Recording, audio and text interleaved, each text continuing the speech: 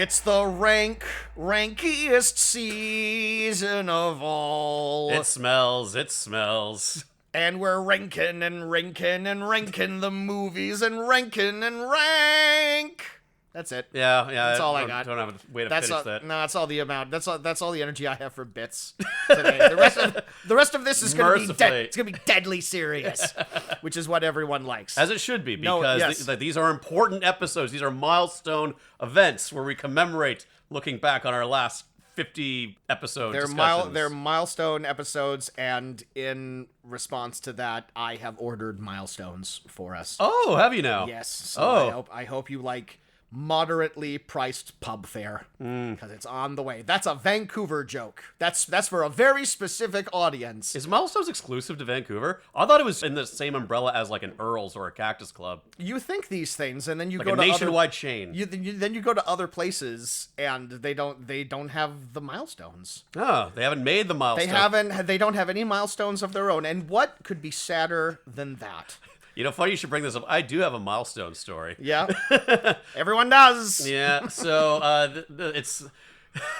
At the time, I was seeing this one gal, and we got a little amorous the evening previous. You can't do that at milestones. No. They have a strict no-touching policy. Yeah, well, this didn't happen at the milestones. What happened was the aftermath, where my boss at the time was so pleased with my team's work that he took us all out for lunch.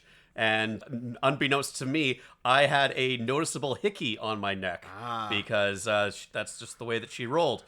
And my coworkers deliberately sat in a way where I had no other choice but to sit directly next to our boss, where the hickey was most prominently visible. How embarrassing. Now They know that you have a social life. Yes. And that women want to put their lips on you. Mm-hmm. How did you ever recover? Woe is me. Yeah. Mm-hmm.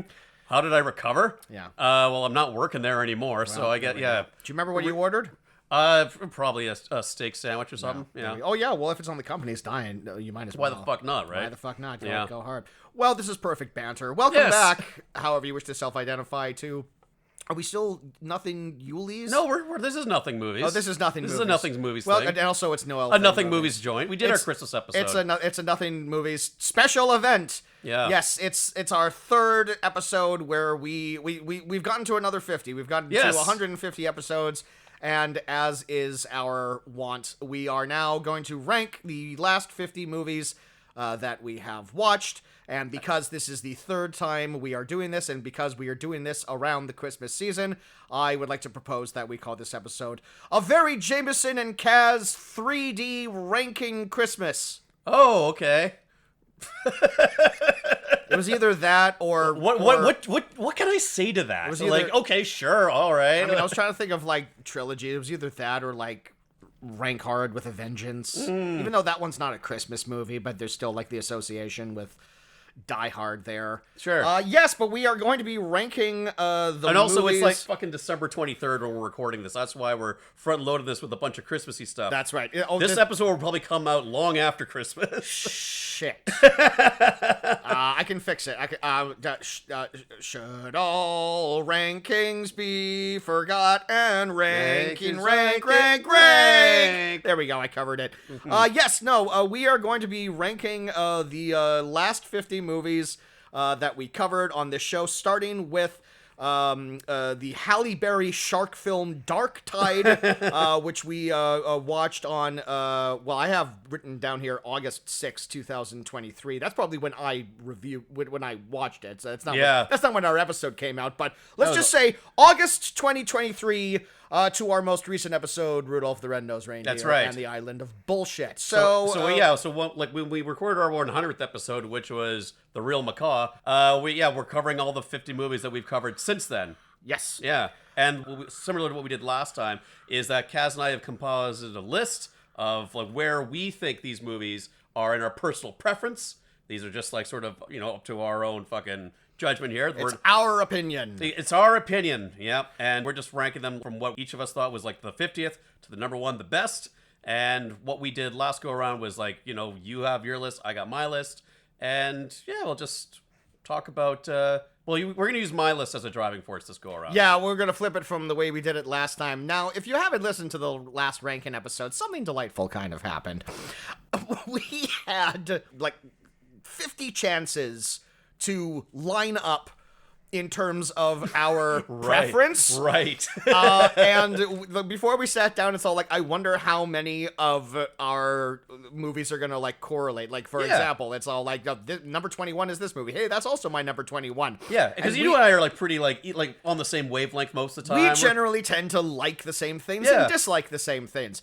We managed to go through those 50 movies, and out of the 50 movies that we were ranking, we got 1 out of 50, and it was our number 1 movie. Well, thank God for that, because like I think we learned a lot about each other that day. It was like, what else don't I know about this Kazz Lesgard fellow? Without revealing my hand, I would be genuinely surprised if we don't have at least 3 of the same movies in our top 5. Because I'm looking at this list, and I think definitely the movies within my top 5, I know for a fact you also enjoyed. So I know pretty much, I have a better feeling about this list. I have a feeling that everything within both of our top 10 and our bottom 10 are going to be mostly interchangeable in the rankings. But you and I are kind of in agreement that like, yeah, this core sucked, and like, yeah, this top was awesome. So I think we're gonna have a lot more overlap this go around. Let's say maybe like if we get like 5. If we get to like 5, then maybe we'll like write that down. Yeah. And the friendship can continue another year.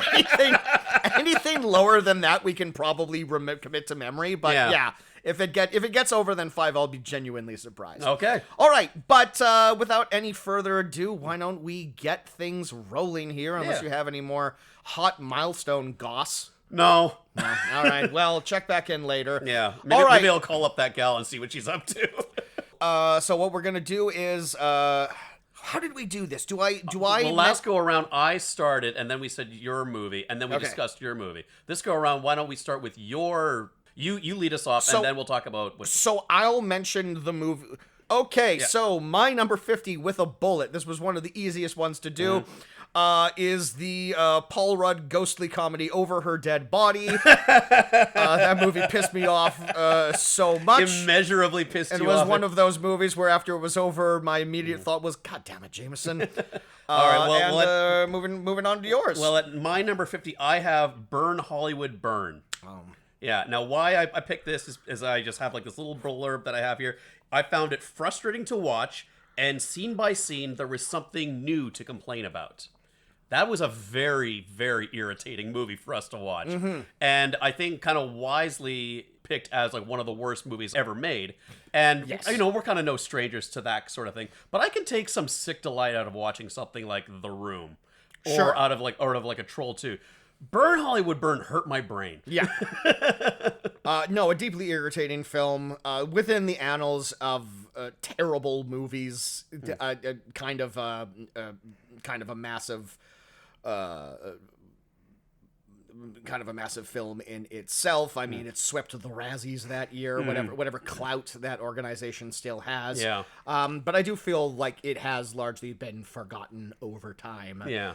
So it fit our purposes here, and of course that was our Alan Smithy miniseries. Debut, yeah. His name's in the title of the movie, so we had to include it. Absolutely. And we immediately regretted that. Yeah. And I also remember that was a movie that you had sort of name dropped like years and years ago as a potential future episode. And so I was kind of like ferreted that one away for like, oh, we'll discuss that somewhere down the line. And then just watching that garbage, like, holy shit. Like the baseball card stats that they would have whenever they introduced characters, how the soundtrack would change on a fucking dime, how it broke the rules of mockumentary filmmaking.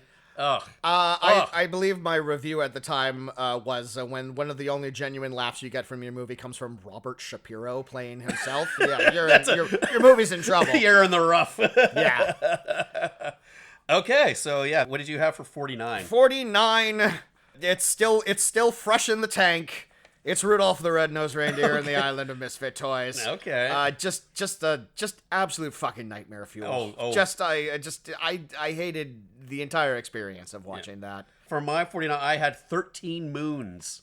Yeah, that's pretty fucking terrible. Yeah. What a disaster that fucking movie is. We had such high hopes for that because the cast was so incredible. Yeah. We were spotlighting Steve Buscemi, an actor that we absolutely adore.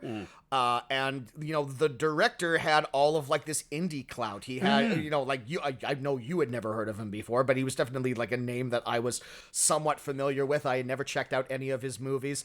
They have good reviews within like the indie circuit. Like he is sort of like a director whose name is whispered along with the Tom DiCillos and the Nicole Holofceners. And this being my first experience. Woof! Just a miserable experience. Poisons the well, yeah. Shot on like a handycam. Like shot on like crepe paper. It just truly it didn't look like any film that I've ever seen used in.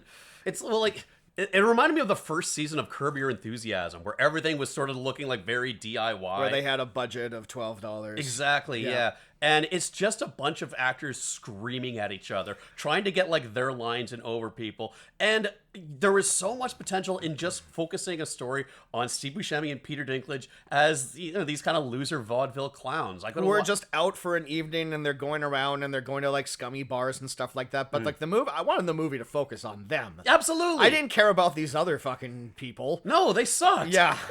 And there very clearly was it was one of those screenplays that clearly only lasted 5 pages and the rest of it was just fill broad. In the blank. Yeah, he was trying to do a Mike Lee film without actually writing any dialogue, but it didn't work out for this one. And a very uncontrolled Peter Stormare. But when is he? The table. I mean, when is he ever? But truly, this has to be one of the most unhinged Peter Stormare performances I've ever seen. To the point where it just pisses off everyone else around. He just started to annoy all these people, many of whom I imagine are his real life friends, but you can see their annoyance on the camera. When the cameras were rolling, they kind of took him aside and were like, Peter, what's going on, man? You okay? Okay. All right, my number 48 is an Alan Smithy film, Burn, Hollywood, Burn. Okay, yeah. For my 48, I have Feeling Minnesota. Wow, that low, huh? What do you mean that fucking low? I hated that movie. That was full of dumb characters making really dumb decisions. I got annoyed so often during that movie. I think there was just enough goodwill left over from the people within it that I didn't hate it nearly as much as some of the ones that are below it on that list. I mean, at the end of the day, I'm still watching a Keanu movie. That does count for something. Sure. Yeah, but I'm not gonna sit here and argue with you. Yeah, none of us enjoyed it. None of us liked it. It's just it's the epitome of bad 90s Tarantino knockoffs trying to be cool and edgy and have violence in a comedy type situation or whatever. But yeah, none of the plot was fully thought out. The motivations of the characters seem to change from scene to scene. But a good cast in a terrible movie still gives me enough leeway to give it more of a pass. I like Keanu, I like D'Onofrio, I like Aykroyd, I love Diaz. So yes, I'm but yeah, it stinks. Okay, it's not good. But liking those actors, that's all well and good. I don't think that really elevates the material that they're in that movie. I agree with for. you. Yeah, everything about that movie was just. There was sort of a I want to be a part of that, raising Arizona, early 90s style of people on the run, crime caper vibe to it. I don't know if we ever realized this before, but the title Feeling Minnesota does feel like a direct reference to raising Arizona, just in the sense that verb and noun. Verb and place. Yeah. Even though Arizona is the name of a character in that, but but still, it's if you're, if you're going down the shelves of Blockbuster, it's all well, I like raising Arizona. Here's another town, noun play, a town noun move. I love a town noun. Yeah. But I mean, if you swap out all of those beloved actors in it and just focus on the core story of Feeling Minnesota, oh, it would be insufferable. Okay, there we go, and that's why I have it at my 48 there. Okay, 47, another movie that just aggravated me to absolutely no end, but a few performances kept it from being the absolute bottom of the barrel. The Con is On! The Con is On? Oh, wow, that's low on your list. Yeah. Oh, wow. Really didn't care for that bullshit at all. I put down for 47, The Jesus Rolls.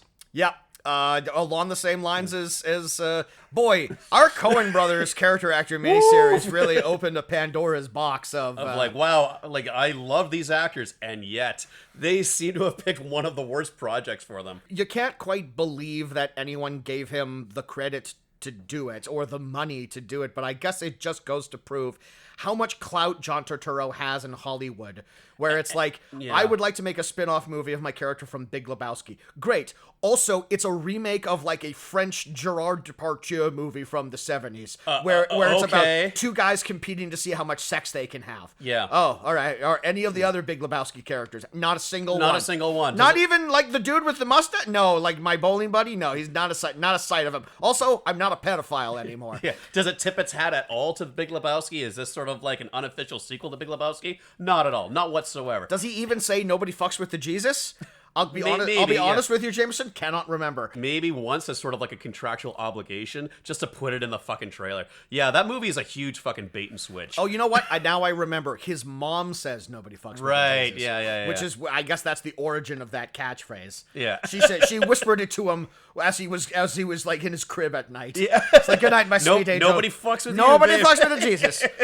Never forget these words. Yeah. Yeah. And like, it's not like you couldn't take an established character and work a thematic story around them, but the Jesus is such an innocuous character in the Big Lebowski in general. The original French movie is so problematic. It's very unpleasant. Yeah, exactly. Yeah. Well, you know, it's this classic like nouveau Vogue French art film and the thing where it's all like, let's play with the taboos of good taste and whatever. And I'm sure at the time it was like shocking and no one had seen anything like it. But it just kind of comes off as bad taste nowadays.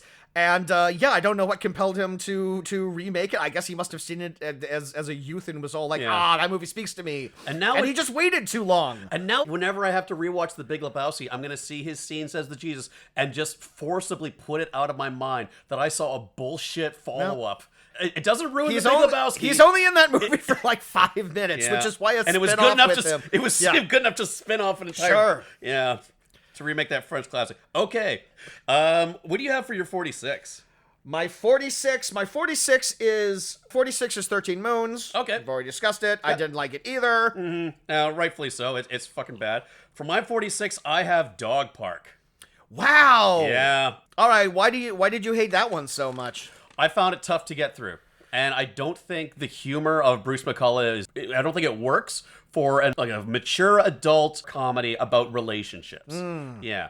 And, I just found it very frustrating because nothing ever went back towards the dog park. I thought the complications between the adults were very unrealistic and unfocused.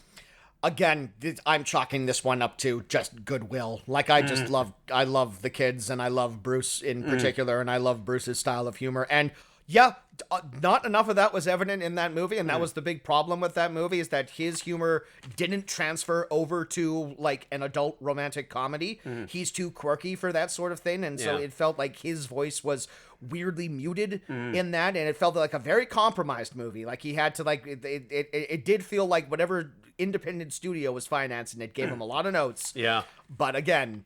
I'm giving it the Bruce goodwill. Fair enough. Like it came out around like the late 90s, of which there were a lot of Miramax style romantic comedies of this ilk around. Yeah. And it feels to me like he thought that he had a story to tell in that style. It's like, oh, people are wearing their heart on their sleeves on this. I'm going to do the same. And I don't think he is the kind of comedic writer who can do that premise justice. He's not like and Season Sorry with Master of None. That's a comedian who can tell like very poignant adult. Sure, but pointedly, that was a multi-episode Netflix show, not a movie. It's harder to shove all of that into like a movie-length story. And I think if Aziz Ansari tried to take any plot from Master of None and turn it into a movie, it probably would have fell flat. It wouldn't have worked as well as it did. But I also don't think Dog Park would have worked as a miniseries. Oh no, let's by all means let's not. We don't need to see more of that. We have like an entire spin-off episode just around Harlan Williams' character. Yeah. Oh God! Oh no! Boy. But there's also like there were hardly any extras in the movie. It looked like it was a very cheap looking They movie. were at the dog park and there was like 10 people. Yeah. No, you're absolutely right when you say like the Miramax romantic comedy. Like Dog Park absolutely falls into the black hole of the late 90s romantic comedy. Again, the type of movies that you would see littering Blockbuster, like Playing for Keeps or Bounce or Sliding Doors. Like shit like that. It's all like, these are all titles that I recognize, but I don't know anyone who's actually watched any of them. And there were a dime a dozen, but it seemed like, hey, this is a cheap way to get a movie financed because there's a lot of these right now. Yeah, and all you need is a couple of attractive people on the cover. Sexy young people having adult complications. And Natasha Henstridge was never more popular than she was in 1998. That's true. All right. Okay, I feel like I have to do this. Okay. What number are we on? 45. I think I really have no choice. Oh. Even though I think this will work because we're discussing your list. Yeah. I really have no choice. I have to give you 43 through 45. How do you mean? For this next one. Okay. Because my 43 through 45 is the Condemned 2, 12 Rounds 3, and the Marine 4. 3 movies that, in my memory, are completely interchangeable. True. That was our WrestleMania special of that year, and we hit on the idea of what if we did WWE films only sequels. Yeah. And what we learned about that is there truly is no difference between any of them. It's it's the exact same product rolled out with the exact same quality and the exact same level of acting prowess, no matter if it's Randy Orton or The Miz or whoever was in the third one. Yeah. And like I was trying to pick out, I guess I've technically, of the 3 of them, I guess I've technically called the Condemned 2 the best one because that has the Eric Roberts bump. It's always fun. It's always fun to see him. The much lauded. Much lauded Eric Roberts bump. But Okay. all 3 of these movies are just like a complete wash in my head. Not a single one of them stands out in any memorable way for me. Fair enough. You know, you get no argument from me. I will say, to that point, when it came down to putting those on my list, there was a lot of swapping them around, and then like really looking at some of my other ones on the list to see like, man, do I really want to have like a block of just like 1 month where we watch 3 bad movies all like one go? Yeah. I went through my list and I'm all like, do I put movies in between these? And then I'm just all like, there's no, I can't differentiate from them. I really can't. One was in the desert, one was in the woods. Yeah, and the other one was in a building. Was in a building. Yeah. That's all I can remember. You know what, dude? Like I totally get it, and you'll get no argument from me. So now you gotta do 3 in a row. Okay, all right. So starting from 45, that's where I have Rudolph and the Island of Misfit Toys. Okay. Yeah. Do we need to say, we just did an entire episode on this, do we need to say much about this? You always say that about the last one we just covered. Sure. Yeah. The thing that I wanted to say to that kind of just came to mind, because after we record episodes, there were thoughts that like... this stuff I always wish I had said on the mic, One thing that I wanted to say is that was such a soulless movie. I mean, yes, the animation sucks, no questions asked about it whatsoever. But the idea to do a decades-late sequel to a Rankin Bass classic, like it's an iconic film, even though I'm not particularly fond of it, I recognize that it's a nostalgic piece for many people. They incorporate that look of it into the movie Elf because Rankin Bass just kind of runs the table on what Christmas should look like for a Christmas special. To take the legacy of that and then take it into the realm of CG and to just churn out something with about, I want to say, less thought and care put into it than the Rankin Bass one, it just felt like a slap in the face. The fact that it came out in 2001 and was done on computers and the 1960s stop motion animated janky as all hell nightmare of the original Rudolph looks better in every conceivable way. Every way. It really says everything you need to say about that. Yeah. And just having, Jamie Lee Curtis and Rick Moranis. Who is, I would say, the only celebrity who's like kind of trying a little bit. A little bit, yeah. By virtue of her not doing her regular voice. Yes. She's just going to do it in a funny Russian accent voice. Okay, that's just a real tilt of the head, like, what? What is this? But in that respect, it kind of honors the original Rudolph cartoon, which had a fucking flying lion in it.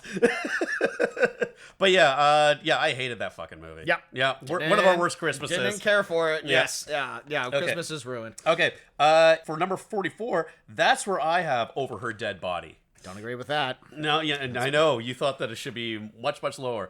I love. That's just one of the most irritating movies I've ever seen in my It's life. an absolute train wreck.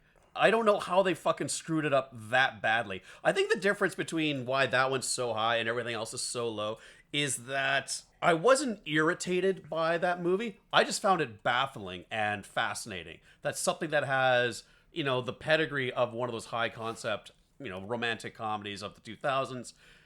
And some pretty big names in it could have just fumbled the ball so fucking easily. I don't get it. And it's also like the classic comedy misstep of like the character that we are following is so deeply unlikable. Yeah. I could even like chalk up like characters like onto the end of it. Like Ava Longoria is a deplorable ghost character. Yeah. Jason Biggs should be in jail. Like Jason Biggs' character should like literally be locked up for like what he ends up doing in that movie. He's a pathological liar throughout the whole movie, and he thinks he's doing it for noble reasons. But no, you're just a fucking monster. Yeah, I wanted Paul Rudd was checked the fuck out. I wanted to send everyone to jail, even Paul Rudd, who I find charming and delightful. He needed to go to jail for that. Yep. And Lake Bell was just a little too whiny. Yeah, and a liar. Because she started that relationship on false pretenses. A psychic liar. A psychic liar. The worst kind of liar. That's the worst kind. I know because she knows that she's lying because she can read her own mind. Look, we watch a lot of terrible movies on here, but like there really is nothing worse than a bad comedy. Oh, like a bad action movie you can laugh at, a bad drama you can laugh at. The one thing you're supposed to do in a comedy is laugh. You can't do that with a bad comedy. All you can do is just like slap your head at like every conceived joke that didn't pan out because like you could see where they were going with that. Yeah.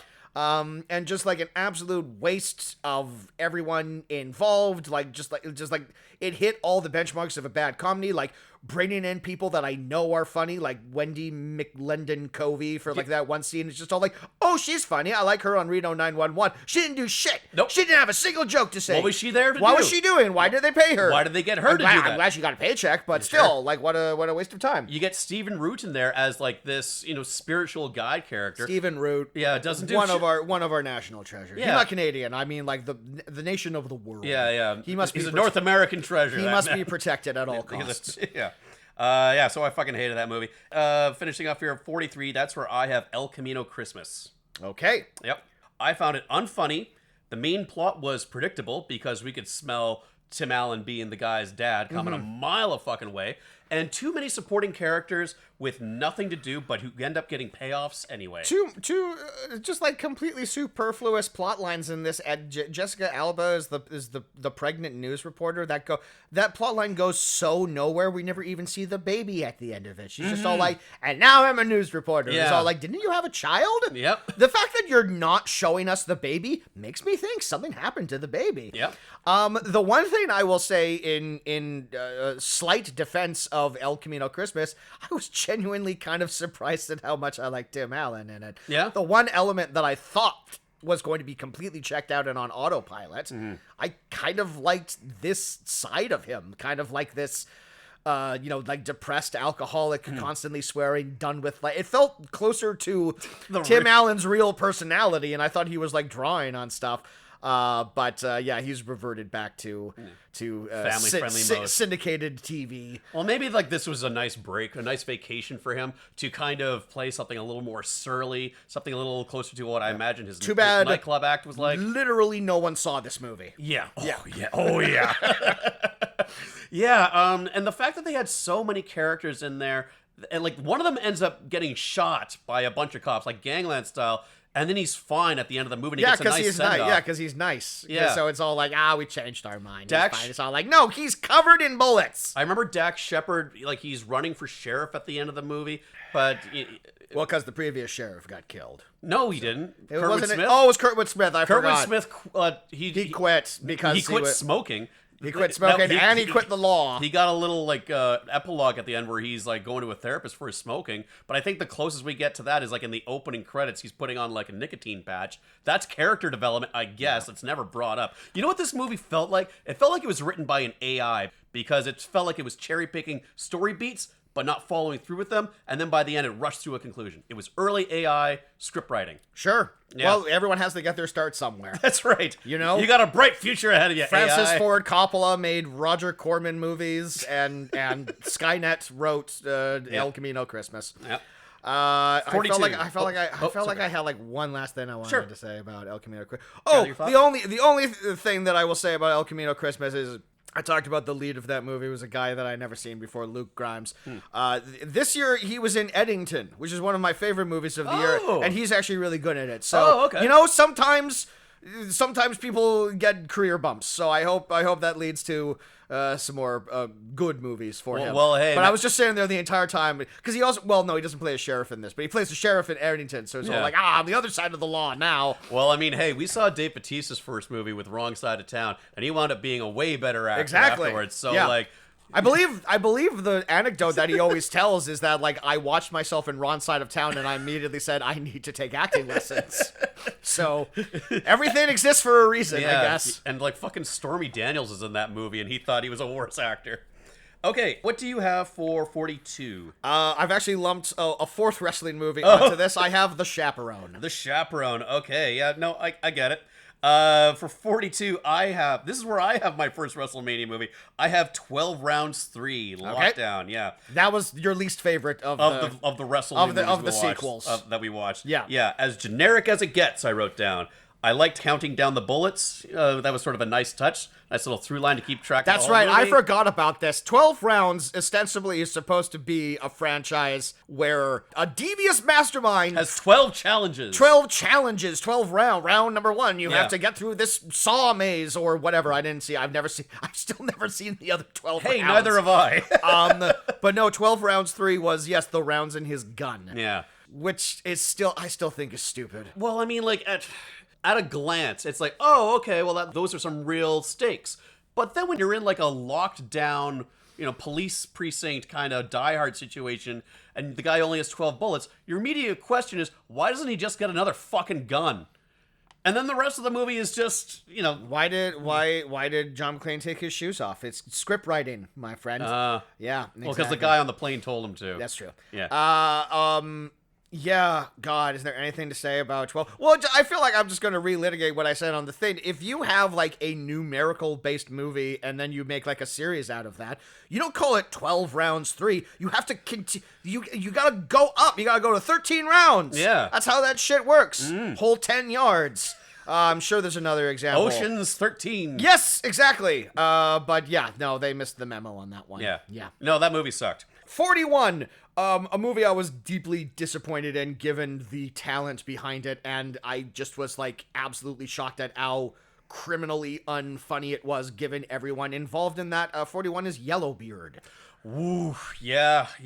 A movie that genuinely thinks rape is a joke, and I don't mean, like, the act of rape. I mean the word rape. Yeah, for my 41, that's where I have 57 seconds. Yeah. Thought it took itself way too seriously, and it didn't keep track of its own time travel logic. That may be all we need to say about that. Sure. All right. Well, no thoughts on, like, Morgan Freeman's, like, I have thoughts on Morgan Freeman. Listen to our episode on 57 Seconds to find out about it. Yeah, it's just like another DTV direct-to-streaming Morgan Freeman movie, of which he's churning out a surprising amount of currently right now. And it's just like, we talk about this wave of venerated, awarded actors, like people we've put on the pantheon of giving great performances, wallowing in this straight-to-streaming garbage. Freeman is there, De Niro is there, Pacino is there, and it's just like, are they doing the Bruce Willis thing where they're trying to get as much money as possible to leave for their family because they know their time on this earth is short? Probably. Or do they just love acting that much? If they love acting that much, there's probably better projects that they can get suited for. Sure. Yeah. I don't quite get it. I think maybe Morgan Freeman's just an easy get. Maybe he just loves like the sci-fi genre so much. Maybe he loves these action movies so much.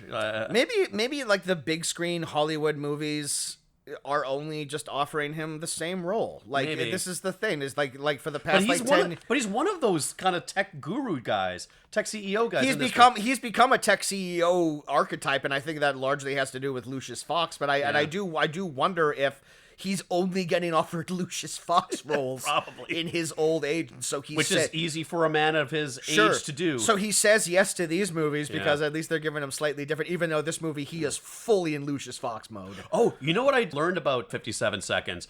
That movie was based on a book called Lucifer.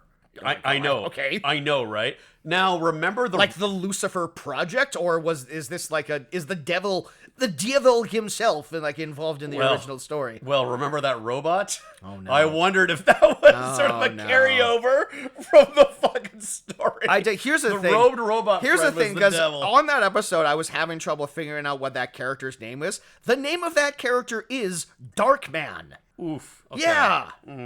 Not great. No. Especially given, like, that's a character we learn no context Nothing for. about. Yeah. Yeah, he's Morgan Freeman's sole employee of this time travel business he's starting. Like, network and also, like, hard drive, Yeah, possibly? He uses his Alexa, yeah. Sure. Okay, what do you have for your 40? My number 40, keeping with the numerical titles, I have 1, 2, 3, Scream! 1, 2, 3, Scream! A movie, an episode that we had a lot of fun with, because of course we always have a great time whenever Mike Kovac drops by. Yeah.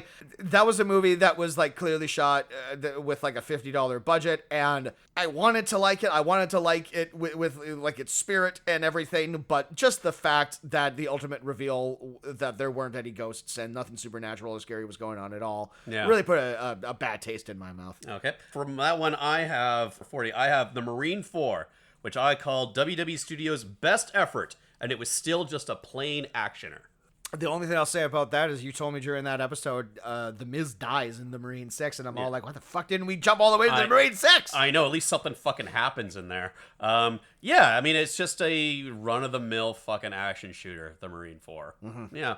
But I think just by virtue of there being so many bad actioners like that straight to DVD ones, that seeing one that's just like competently filmed, and having just seen 12 rounds 3, I had a bit more of a soft spot for at least following and enjoying the action more. I don't know. The cinematography gets like a 1 point advantage just by virtue of being outside in the forest where natural light happens rather than inside an office building at night. Yeah. It's easier to see what is going on in the Marine 4. Yeah. I will give them that. Yeah, and there was someone that he needed to look out for, that really annoying woman.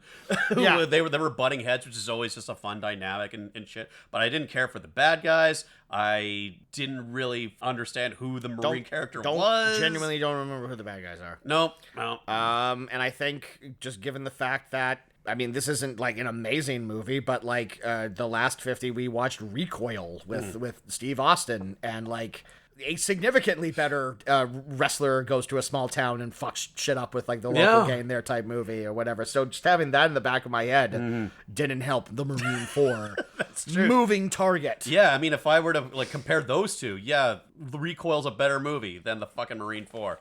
What did you have for your 39? I'm looking at my 39, and you know what? I don't agree with it. I'm actually just going to, like, preemptively bump it up a couple of spots. Oh, okay. Did you want to... No, I'm fine. Okay. My new 39 is Dante's Inferno, another movie that when it was over, I had to go, God damn it, Jameson.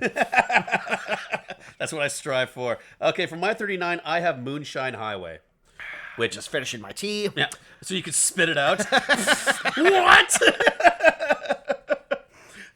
I didn't think it was all that exciting. Here's the problem with putting this list together this year is I was going to like the middle of my list. These last 50 movies we have watched, some of the most mid movies we've watched. Primarily, like my strongest take on any of these movies is just kind of like, Yeah, like this is really just a list of like, it's fine. You gotta balance it out with like the weird shit that happens. Oh, for sure. Yeah. And it's like, yeah. We need to watch like more corny shit. We need to watch more like technically incompetent shit. Yeah, that's just my 2 cents. We also skewed these lists, and we'll get to that by the fact that we've also thrown in like a couple of like genuine blockbusters on Yes. this list. And I do wonder how high those are going to rate. Well, ultimately, or 'cause we haven't gotten to them yet. or but how mid some of them are. some of them, at least one of them, Yeah. at least one of them was fairly mid. But yeah, One thing I'll say about Moonshine Highway is I really did like the angle of the rival racer character. The guy who was like the number 2 to Kyle MacLachlan's character, and he was recruited by the FBI to be like someone that goes down and runs down all the other moonshiners. And he barely scratched the surface on talking about his backstory and how he wanted to rise outside of the Appalachian, moonshiners, and how he was always in the shadow of Kyle MacLachlan. I think there's a story there. I think there's like a deep-seated animosity between the Kyle MacLachlan guy and that racer guy, who I don't even remember his fucking name. But like, we'll find out in Moonshine Highway Legends. Yeah, I don't know. Legacy. Yeah. I'll always take Randy Quaid as a corrupt sheriff.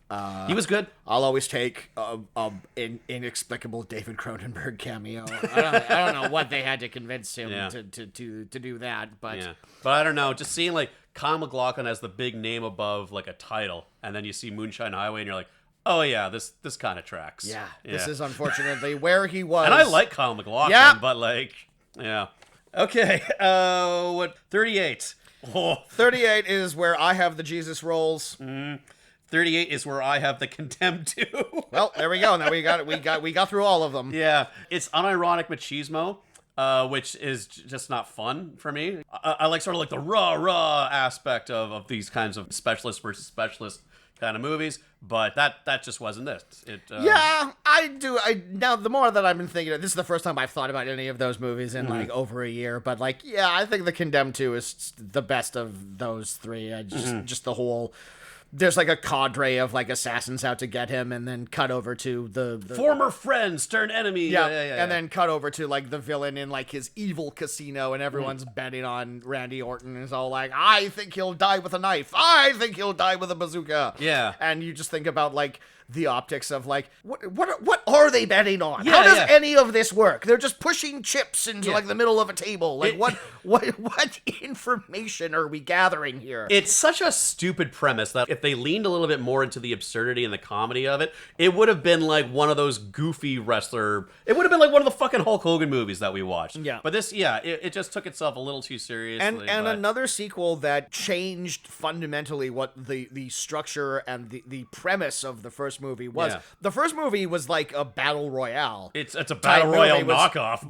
Drop a bunch of hardened criminals and murderers on an island and let them kill each other. This one was just like but in a desert. Let's get Randy Orton. But it was just Randy Orton. There wasn't anyone else. It was just like, let's see who can kill Randy Orton first. And it's all like, that's a bit of a step down, honestly. Absolutely. Yeah. So yeah, that's kind of where I have it on the list. Okay, 37. What do you got? This will be my 57 seconds. 57 seconds. Yeah. Okay. 37 is where I have Dark Tide. Dark Tide. Halle Berry is running a shark boat, and she gets the customer from hell. Her ex. Oh no, and the no, just the old British guy. The old guy. Yeah. Yeah. Where you and I both clued in that like there's a much more interesting movie. Absolutely. To be had here if they just like leave this guy out in the ocean to die. Yes. There's a much more interesting movie.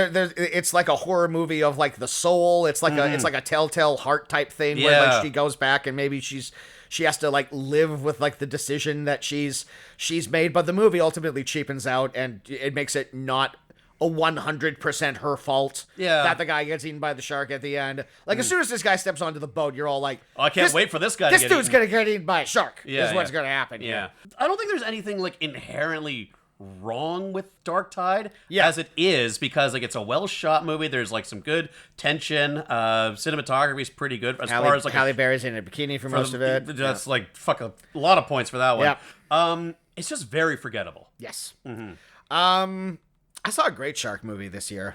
This is what I'm going to talk about instead of talking about Dark Tide. I saw a great shark movie this year that did something that actually subverted the shark movie in like a genuinely interesting way, and I want to give it props for it. It's a movie called Dangerous Animals, and it's about a girl who goes on like a shark voyage. Like she rents like a boat, and a guy takes her out so she can go like cage diving with the sharks or whatever.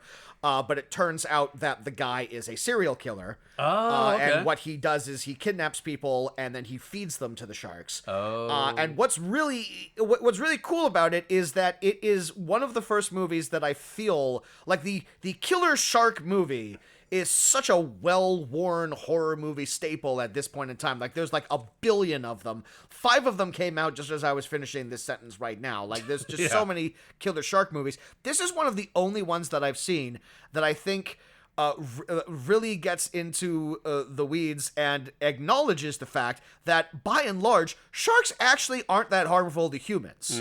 Like, you can go swimming with them. You can go swimming, maybe don't go swimming with great whites, but you can go swimming with, like, mako sharks. Yeah. And they're fairly gentle. You're too big for them, so they really won't, like, mess with you all that much. But if you get a serial killer who, like, dangles you over the side of a boat and, like, cuts your leg or whatever, if he manipulates the scenario so that like your sharks prime aren't on your side exactly anymore. Yeah, it's all like, that's kind of cool, that's kind of an interesting idea. It's if the sharks don't kill you, the serial killer will. And Jai Courtney plays the serial killer, who is an actor that I've never cared for, and this is easily the best performance he's ever given, because he's just crazy. Like he's just like absolutely nuts. It's his Captain Boomerang performance from Suicide Squad turned up like to like 50. So hang on a second. Serial killer like charters a shark watching boat. He owns a boat. Oh, he owns the boat. It's his boat. Oh, okay. I was gonna say like he charters boats, but then like the guy who owns the boat doesn't come back. Yeah. No, he runs the shark tours. I see. Yes, and you're on the menu. Anyway, watch that instead of. So that's that's a recommendation from Kazz. Okay, what do you have for 36? 36 is Feeling Minnesota. 36. That's where I have Dante's Inferno. Okay. Yep. I say props to the effort and creativity, but bad humor and political commentary drag it down. Yeah, just like talking about a movie that I would rather have watched on mute. Yeah. Or with like a classical movie soundtrack, you know? Yeah. Just like or 20 or like 30 minutes shorter. Yes, or just cut it down to like a short film. Yeah. Like it would have been like that movie was crying to be a short film, and it's all like, no, we have to make it feature length, and we have to put in all of like the finest George W. Bush era political humor that we can. Yeah. So like watching it was already like an incredibly dated experience for both of us. Yeah. And and it was just like the lamest dad humor, and it just didn't. It felt like we were going through the circles stages of of hell. hell, yeah. With all the plot that ended up happening in that. If it seemed like the sort of thing where, like, even if it came out during the height of the Bush administration, which I think it might have. Like, it would have to have. If it was originally like this sort of like sideshow, like literally a sideshow, like you're at the fucking boardwalk. And I mean, it came out to because this was like a fucking fringe show or whatever. You know, it's like everything's on paper puppets. So like, say you're walking on the boardwalk and there's some carnival barker telling you to like, hey, pay me a quarter and put your head through this curtain. Hurry! The star of Beekman's World is in this tent, and he's doing political humor with puppets. See Dante's Inferno like you've never seen it before. Yeah, it'd be something like that. That seems like what it would sort of be tailor made for. And then they just balloon the budget to include more content. And another example of a movie filled with funny people who are, I guess, trying as hard as they can to get anything out of this material, but it just didn't. It didn't work. No. All right, what do we got next? What do you got for 35? I've been jumping ahead all over the place. Okay, 35 is Minotaur. Minotaur. Yeah. Okay. For my 35, I have Yellowbeard. Okay. Yeah. Which, like you just said, profoundly unfunny as it is. It kind of seems like you get a bunch of comedians together and there's no one there to kind of reel them in and keep them focused. You need someone to use the pirate metaphor. You need a captain. You need someone steering the ship. And I'm sorry, Mel Damsky, director of Legendary, was not it. Like you needed like a Terry Jones or a Terry Gilliam or something to keep everyone focused or whatever. But just how do you get the cast of Monty Python, Mel Brooks films, and Cheech and Chong together and just make something that genuinely unfunny? I'm sure all the times when the cameras were rolling were a fucking riot. I would have a documentary about the making of the movie probably would have been a scream. Yeah. No one knew what the fuck they were doing with that movie. And yes, as you said before, like just using rape as a punchline. You know, it felt like a cheap laugh, I'm sure, back in the day, and nowadays it just makes your skin crawl. This was just like the mentality of the Monty Python boys back in the day, because I think I mentioned on the episode, Terry Jones has a movie called Eric the Viking, which is, I mean, it's about Vikings and pirates. Yeah. So both him and Graham Chapman made these standalone movies where it's just all like, let's just talk about how much we love to rape.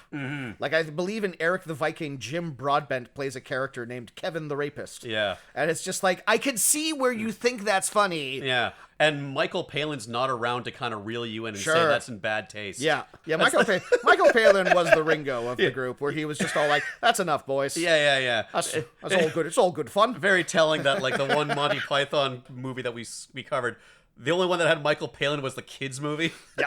Yeah. Okay, what do you got for 34? 34, a movie that I desperately wanted to like, but I was just kind of frustrated with the storytelling decisions that it ended up making. All About Evil. All About Evil. Really wanted to enjoy that one. I love the idea of like the midnight movie. Clearly, it was filmed at the local movie theater, repertory movie theater or whatever. So I bet like whoever goes to that movie theater must have had like a scream watching the movie theater that they go to on screen or whatever. But it's just like, Okay. For my 34, I have Biker Boys. Biker Boys! That's the one. Yep. There was a dull and unlikable lead and the family drama that I am not invested in. Yeah, I weirdly had Biker Boys much higher on my list, and then I took another pass at it yesterday, and I'm all like, what's that doing up there? No. Down you No. go. Fast and the Furious for morons, which is actually saying a lot, given what that franchise throws at you. But yeah, if I've never seen a movie trying to emulate the success of another movie more than that. Without knowing what makes those movies work. Yeah. It's like they took the concept of like, we're a family, but then like, hey, let's actually make them a family. Yep. Yeah, in a way that you don't like any member of this family. No, and I give it props for trying to be like a big studio release that is, with a primarily all black cast, say, give or take a Kid Rock here or there. But like if it had anything insightful to say about what it is like to be a biker boy while also being an African American in society, I think that was entirely lost on things, and it just ultimately boiled down to a cliche father and son type drama where it's all like, we have to resolve our problems by being biker boys. Well, it was based on a news article where they were just going over the hobbyist weekend motorcycle clubs like this, and it's Point Break was based on a news article. Yeah. So, you know. But then, not every news article needs to be a movie. No. So when they take like that core idea and then they try to weave in a bullshit story about, an estranged father and like the kid who's trying to usurp him of a motorcycle gang that should just be like, a couple of dads, like riding out to Fresno for the weekend. I'm sorry. This is the thing that's inherent, in my opinion, like this is the thing that's inherently true about motorcycle gangs. They're lame. They're dorks. They're not cool. Gangs are like actual criminals. Sure. These were not criminals. Sure. You throw in the crime. They were doing some crime. I mean, what they were doing wasn't necessarily legal. No. They were doing illegal street racing. Once. They closed off one bridge in the middle of the day. That's about as far as illegal shit goes. Yeah, as from what I can recall. Everything else was on, like, closed off streets. But it was very pointedly not a gang. They weren't involved in dangerous crime. Yes, they weren't misdemeanors. They weren't also, like, drug dealers or whatever. Because, again, we're trying to put a positive story out into this right. here. Yeah, because it's about family. It's all about family. Yeah. Okay, what do you have for 33? 33, I promise I'll stop describing the movies with so much detail, but again, another movie that, like, on paper, I'm all like, this is probably going to be good, and then I was just so disappointed with the end result. Snow White, A Tale of Terror. Oh, you didn't like that one? No. Oh, okay. I mean, I didn't like it either, but I liked it a little bit more than you did. All right, for 33, I have The Chaperone. All right. That's where I have The Chaperone. Yep. Man, oh man. Trying to redo Kindergarten Cop without leaning into the comedy is a bad fucking choice. Well, it leaned into the comedy. The problem is that the comedy was lame, and the big problem with that movie, and I use big in the literal sense, is that Triple H is no Arnold Schwarzenegger. No. For all of Arnold Schwarzenegger's faults, Arnold Schwarzenegger had to go through all of this criticism about like his acting prowess, like when he was like at the height of his fame or whatever. You look back now on Schwarzenegger in his prime, and it's like he's such a better actor than we ever gave him credit for. And all you need to do is put him up against a Triple H to see how hard it is to make a kindergarten cop palpable. Arnie has charisma. Triple H does not. And I think the thing that I liked most about The Chaperone were like sort of the tension and the drama by, his interactions with Ariel Winter. I thought she was fantastic in that fucking movie. And I thought You thought she was fantastic? For a kid actor, yes. Wow. Yeah, compared to all the other kid actors who barely have any screen time or any characterization, yeah, I thought she was really good. I thought she had palpable anger. I thought she welled up some real tears. Yeah. Well, that's because she did her first table read with Triple H, and she's all like, "All right, well, someone needs to bring this. Someone needs to be paying the bills here." Yeah. But also, like I was saying, they didn't flesh out any other kid characters. And when you have like what do you mean? There was like the mean girl. There was the cute boy. Mm-hmm. And what did they do in the movie? They were mean and cute. Yeah, and then they didn't show up again until like the last 5 minutes of the movie. I don't know. When you have one of these big, strong, tough guy pals around and he's escorting kids through like field trips and whatever, you gotta play up his interactions with the kids a lot more and not just his one estranged daughter. If you're only gonna focus on that relationship, you gotta go whole hog into it and make it like an actual dramatic piece and not do like a Frankenstein, a kindergarten cop, and that. Yeah. Yeah, that's my take. Man, Mick Foley needs to star in more movies so we can cover it. This is the problem, is I've often thought about doing Mick Foley for WrestleMania, but he's not really in movies all that much, so it's kind of hard to cover him. Hey, most wrestlers aren't. Yeah, because they wrestle. Yeah. That's where they leave things. Yeah. Okay, so moving on to, what did we have? 32. 32, the movie that I do believe is still the longest title. I think Rudolph and the Island of Misfit Toys gave it a run for its money, but I do think nothing is still beating Sword of the Valiant, The Legend of Sir Gawain and the Green Knight.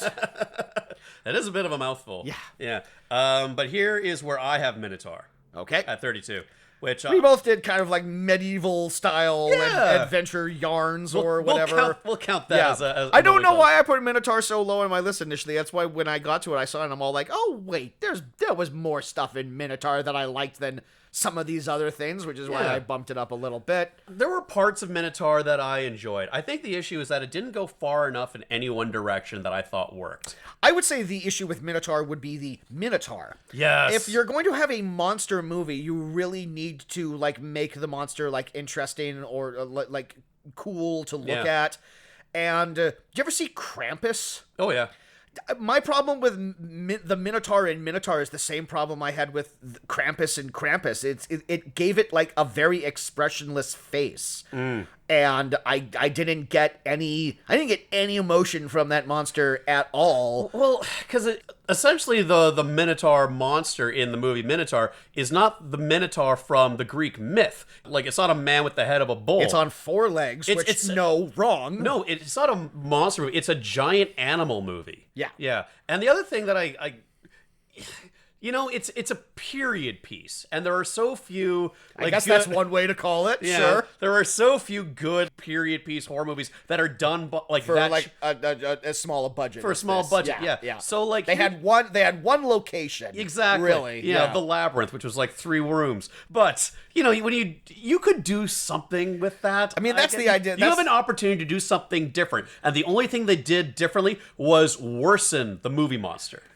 Yeah, I guess that's the core idea behind the producers. The thing, if they're in a maze, then we can just use the same room over and over again. Yeah. We make these hollow walls, and then if we want to reset the shot or whatever, we just flip it around. So it's all there we go, it's a different room. Haha, we saved so much money. Man, a labyrinth is a great setting for a horror movie too, because you could have trap rooms, you could have things spin around on them. They could be in a labyrinth as it shifts. There could be a goblin king. That kidnaps your baby brother. Yeah, the crazy people that live in the labyrinth. And he has the most amazing bulge that reawakened all sorts of feelings in Kazz Skarsgård.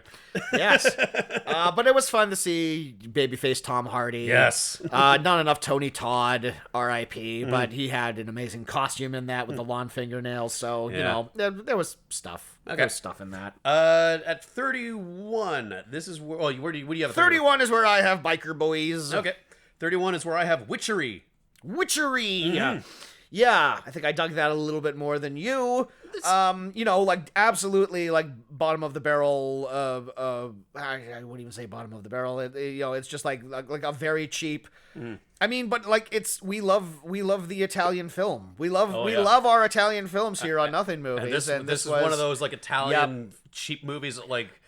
It was a nice throwback. But I love like the weird backstory with Witchery, how it was like technically like the fourth entry in like a series in Italy that was entirely made up of movies that weren't actually part of that franchise, but they found a way to like label them on video cassette. It was all like, this is like Troll 5 or whatever, and it's all like, but this not connected. It's just like a standalone thing about David Hasselhoff in a hotel. Yeah. I loved a lot of the supernatural effects, like when they're going through the red vortex. I love it when they're in that weird witch dimension where there's a lot of people dressed in rags going like, it's like never explained what that was, but you know, there's just witchery going on. There's some real shitty bad acting in it. So there's a lot that I would love. I really loved the evil stepmom. She was great, and you know, and like the main image from that movie, of course, is her getting her mouth sewn shut. And that's why that's the poster image, and that was.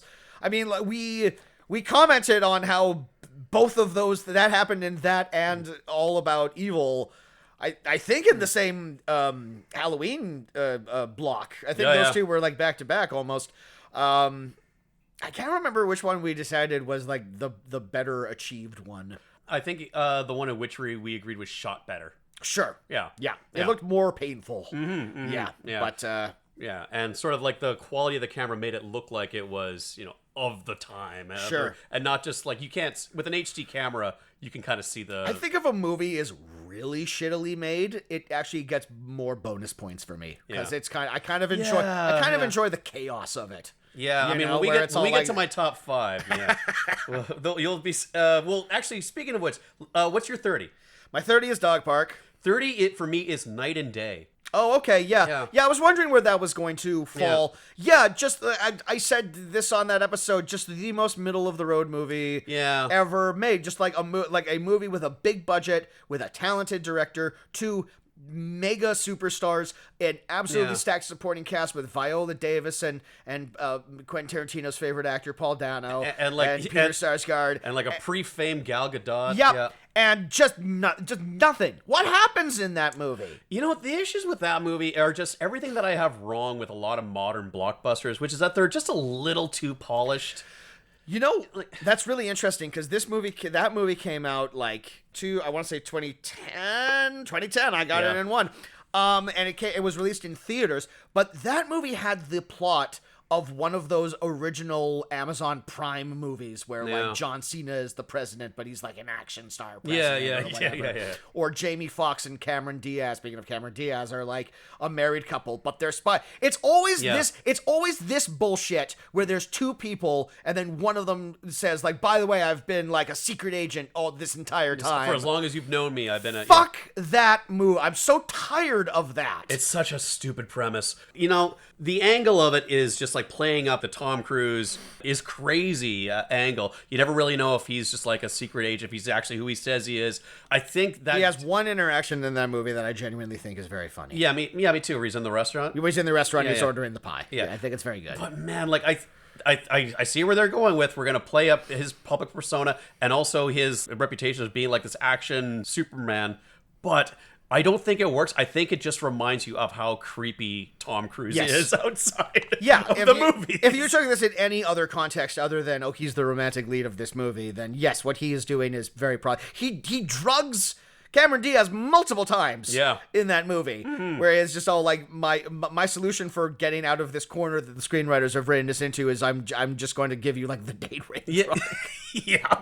Yeah, I think a better movie would actually be to reveal Tom Cruise is not a secret agent. He's like this billionaire super stalker. He's Tom Cruise. And Yeah, but no, it's just like a generic. Oh, I need a show wife. I need people to think I'm straight. Yeah. But no, it's like the government agency thinks he's gone rogue, and he's exactly who he says he is. No, I did not care for. Who's he supposed to be dating right now? Oh, Anna de Armas. Anna de Armas. Yeah. Sure. Yeah. That's actually happening. Yeah. Okay. 29. What do you got? 29. I have El Camino Christmas. Okay. 29. I have North Sea Hijack. Okay. Yeah. Pretty slow and uninteresting, which I think is sort of the staple of late 70s thrillers.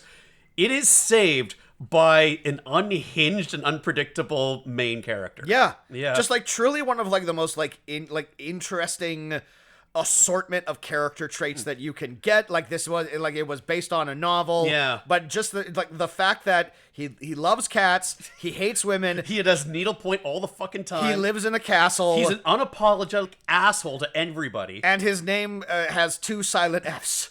For reasons that are never explained. I guess 1 silent F. And it's like, you should hate this guy. And a lot of times I do. Yeah. But at the same time, I think he's fucking hilarious. It's such a weird character to base a movie around. Everything else about it is pretty generic. But yeah, just the weirdness of folks. Really just kind of that one's much higher on my list. But only because of his performance. Yes. Yeah. Truly. Everything else in the movie is just like a little slower pace, which again is sort of like of the era, of the time, of those kinds of like, Airport 79 or whatever the fuck that movie was called. But fuck, Roger Moore is so fucking enjoyable in that movie. Not enough for where I could put it higher, but like, he elevates the dull parts of that movie. A lot of these like mid movies that we're talking about, like I like to think that if I was just like at home and on a Sunday afternoon and I was just breezing through cable, and I went into that like 10 minutes in, and I didn't see the credits and I didn't know what it was, I would just be all like, oh, Roger Moore, oh, Anthony Perkins, oh, okay, all right, I'll stay with this for a while. And then as it went on, I'm just all like, this is bizarre. Yeah. What is this? Why is he such a dick to this woman? And like, shouldn't he be trying to get in her pants? Like also like imagine doing that thing that I just said, but like in the 90s where like you didn't have like a smartphone or anything, you couldn't like look up what movie this was, and you're just hoping that after the commercial break there's like a little statement. We'll be right back with North Sea Hijack, and it's all like, oh, okay, that's the name of the movie, but like you may watch that entire movie without never knowing what the fuck it is or why it exists. But you could probably guess that it's called North Sea Hijack. Sure, I mean they're in the North Sea. There's a hijack. Yeah. It's either North Sea Hijack or for folks. For folks, yeah. All right, what do you got for 28? 28, I have our long in the tank, long suggested, the episode that almost never was, Christmas in Wonderland. Okay, well, for my 28, I have another Christmas movie, Merry Friggin' Christmas. All right. Yeah. Yeah, I mean, those two seem slightly interchangeable. One of them is obviously more family-friendly than the other one. One's a little more wacky, and this one's a little bit more... Friggin'? A little more friggin'. A little more friggin' subdued. Yeah. But also friggin' indie. Very indie twee to it. It's just I think it's a dramedy that fails to be sentimental, and it's a little hollow, but I do like the, as much as I thought both of them were pricks, I like the interactions between Joel McHale and Robin Williams. Yeah, absolutely. And it was an odd role to cast Robin Williams in, but like... I think near the end when he was just kind of like accepting paycheck roles, he couldn't. Robin Williams, I don't think Robin Williams has ever phoned in a performance in his entire life, and like even in that movie, he was giving us something. But also it's just like I think it's just like the undeniable fact that like I will always be happy to see him in a movie because I miss him so much. And we never knew. We didn't appreciate him. I think we did. I think everyone appreciated Robin Williams. Oh, absolutely, But that being one of his final movies is kind of a sore spot. Yeah. But I thought it was a nice bookmark with our other Robin Williams Christmas movie that we did, Noel. Noel. That movie was much weirder. Much weirder. Yeah. This one's a little. That's the weirdest Christmas movie we've ever covered. But he just kind of gravitates towards weird Christmas movies, and another one of the. This is just another example of you have like an ensemble cast. There are like 2 breakout mains to it, but you have like an entire family that you have to fill out. And when they're not involved in the main plot, you just give them weird quirks. Like Clark Duke with his like head trauma and trying to raise like a kid that's not his own. The weird hillbilly family that's getting along with when I mean, that's just trying to do Christmas Vacation. It's all like the family gets together for the holidays. You got to have the rednecks. Yeah. You got to have the Cousin Eddie family in there, but it's all again, kind of wasting Wendy McLendon Covey. Again, she had like a little bit more to do in this, but yeah. You got that kid who's a competitive eater. You had like a kid who like disappeared and then was replaced by another kid right at the very end, and they thought we wouldn't notice, but aha, I caught you. You have Oliver Platt run around who like may or may not be the real Santa. Oliver Platt kind of saved that movie a little bit for me, honestly. He was having fun. Yeah. So yeah, I liked some of the characterizations. I just thought it was a little too weird, but whatever. Whatever, indeed. All right, 27. What do you got? 27 is where I have Dark Tide. 27 is where I have The Mexican. Oh, Yeah. we were really close. Oh, okay. That's a spoiler, but we were really close on that one. Here's what I wrote down. Okay. The only reason it's this high is because of James Gandolfini. Sure. Oh my God, Jameson. I completely forgot the James Gandolfini aspect of that. Are you you put that higher because of James I forgot how phenomenal he is in that. He's so good in that movie, man. Yeah. Yeah. Yeah, you're so right. Shit, should I bump up The Mexican? I don't know. It's my next one. Oh, okay. All right. Well, let's just talk about, like, what did you like about The Mexican that has nothing to do with James Gandolfini? Anything? Bob Balaban is a delight. Yes. In other movies. Not so much this one, but I'm always happy to see him. No, that's about it. Yeah, Brad. This is the problem with The Mexican, is that it's another romantic comedy? Dark comedy? Romantic? Where the two leads are just absolutely insufferable. I didn't care about either of them. No. They were both just the worst people. They were annoying. I didn't get why they would be together. And it just the hypocrisy of that movie's entire marketing strategy is just like Brad and Julia in a movie. You love to see it, and then they share like maybe like 3 scenes together. Yeah, they're barely in it, and they just scream at each other the entire time. And it's all like, this is what you wanted, wasn't it? Yeah. Not me. No Whatsoever. But fucking James Gandolfini had like such a masterclass in that entire movie. Yeah. He elevated that role way more than I think anyone else could have, and but honestly, it loses points given the sort of dismissive, hand wavy way his character exits the movie. He didn't. He deserved a better resolution to that than just being shot and left dead on the side of the road by Brad Pitt. And also the reveal that he wasn't who he said he was. That's right. Yeah. But, another fun episode. We always love when Harrison's over. Yeah. I love the reveal that the only black character is only listed as a well-dressed black man. Oh, man. Harrison looked like he was going to cry when he told him that. But we won him back when Gene Hackman showed up. That's true, man. Oh, man. I forgot so much about the Mexican. Jesus Christ. Yeah. Okay, let's do 2 more, and then we'll take a quick little break. Sure, why not? All right, so what's your 26? 26 is Hamilton. Hamilton, okay. Yes. For my 26, I have From a Whisper to a Scream. Interesting. Yeah. Okay, what were your thoughts on that? Because it's a horror anthology, you get some good stories, some bad stories, so it's a very mixed bag of like a whole movie in general.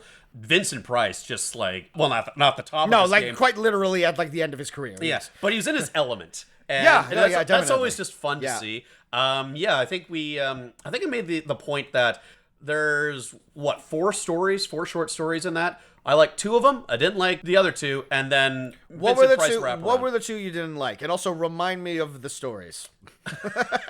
There was the carnival one. There was the carnival one. With the glass eater. Yeah, where a woman falls in love with a glass eater. There was the one with the mutant fetus baby that killed a guy. I think those were the 2 that I didn't like. Yeah.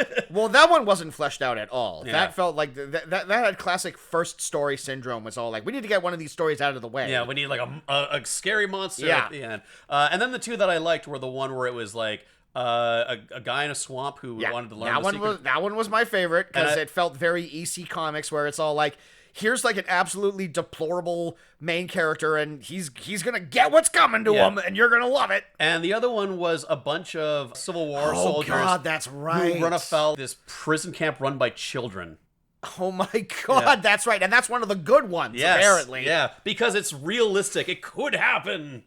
Sure, I guess. We'll never know because the Civil War ended. Thank God. Yeah. So that's my takeaway. All right. For Whisper to a Okay, Scream. 25. For 25, that's where. You're jumping all ahead. Oh, what did you have for? What are your thoughts on From a Whisper to a Scream? Oh no, what are my thoughts on Whisper to a Scream? Well, without spoiling anything, I liked it a lot more than you did. Okay, that's all I'll say. Fair enough. Yeah. Okay, 25 is where I have Body Slam. Okay, 25 is where I have Moonshine Highway. So we'll talk about Body Slam. Okay, so Body Slam, I thought it had some great villains, and it was a very fun 80s time capsule. For me, it was just too stupid for me to get into the plot. See, and we've gone over this before. Stupidity actually wins points. Yes, it gets more points for me. If a movie truly is one of the dumbest fucking things I've ever seen in my life, I'll kind of give it like a little bump. You may see that reflected in my top 10. I'll be perfectly honest. But Body Slam. I mean, Body Slam was a fun time. I had a great time. He was going around. He had combining wrestling and rock and roll. No one's ever thought of it before. What more could you ask for? And just like the finest stars that 1985 could buy: Dirk Benedict, Tanya Roberts, Rowdy Roddy Piper, Charles Nelson Riley, Billy Barty, just like a wealth of names of people who... Charles Nelson Riley was in that movie. He was. That's if there's one name you associate with wrestling, it's Charles Nelson Riley. Yeah. And Captain Lou was genuinely pretty fantastic. So fucking good in that movie. It was great with his weird ass earring that looked like hair. Yeah, it was a weird decision to make the main character. What was his name? Something like... Well, it's Dirk Benedict. Like the way that he was playing that, he would have been the villain of every other 80s comedy. Harry Smilak. I knew it was Smile something. His name was so much weirder than I could have possibly remembered. I knew it was Smile something. Yeah. Oh man, maybe that should be. No, I'm okay with my list. No, too late. You've already said it. I did. Okay, do you want to take a quick little pause? Yeah, we'll take a little pause break here, and for you, no time will have been gone at all, but that's the magic of radio. That's what we're doing. We're doing a radio show. We are doing a radio show. It's on the CBC. Listen now.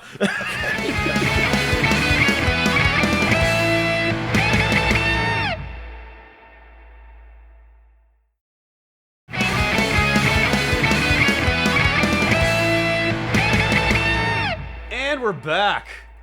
Back. And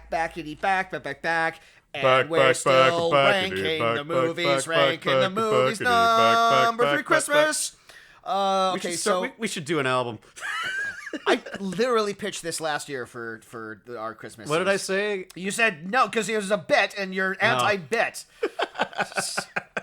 And that's fine. As previously. Well, thank you for reminding me, Kazz. As previously explained, I'm too tired for bits today. Okay. Except for saying the word rank. All right. In a musical fashion. Well, we're back. Listen, we're doing our top 25 here. We're in the home stretch of the last 2 years of our lives here. What do you have for your 24, Kazz? Okay. I have a feeling this placement is going to surprise and upset you. 24 is Ghost Fever. Okay. I'm okay I have a feeling that's higher on your list. Well, it is because we haven't talked about it yet. You better believe it's a lot higher than that. I knew when we did that episode. You said that you liked that movie more than I did. Oh, yeah. Well, we'll talk about it when we get to it, obviously. All right. So, my 24 is one that you already listed, All About Evil. Okay. Yeah. And, it's pretty crappy. It's pretty campy. Kind of be... it's cramp. It's cramp, as I coined on the episode. Yes, it's cramp. I definitely see the seams in it. And as like an amateur filmmaker, I kind of appreciate those seams. Yes. For what they are. That was what made me like it as much as I did. Because clearly it was done on like a DIY budget from a new filmmaker who... is coming from the world of drag, which I already like enjoy and appreciate. But it was just it just felt like missed opportunity. The movie, Yeah, and much like Yellowbeard, it seems like it would have been like a lot of fun to be on set. I think I'm sure everyone had a scream. Yeah. Oh.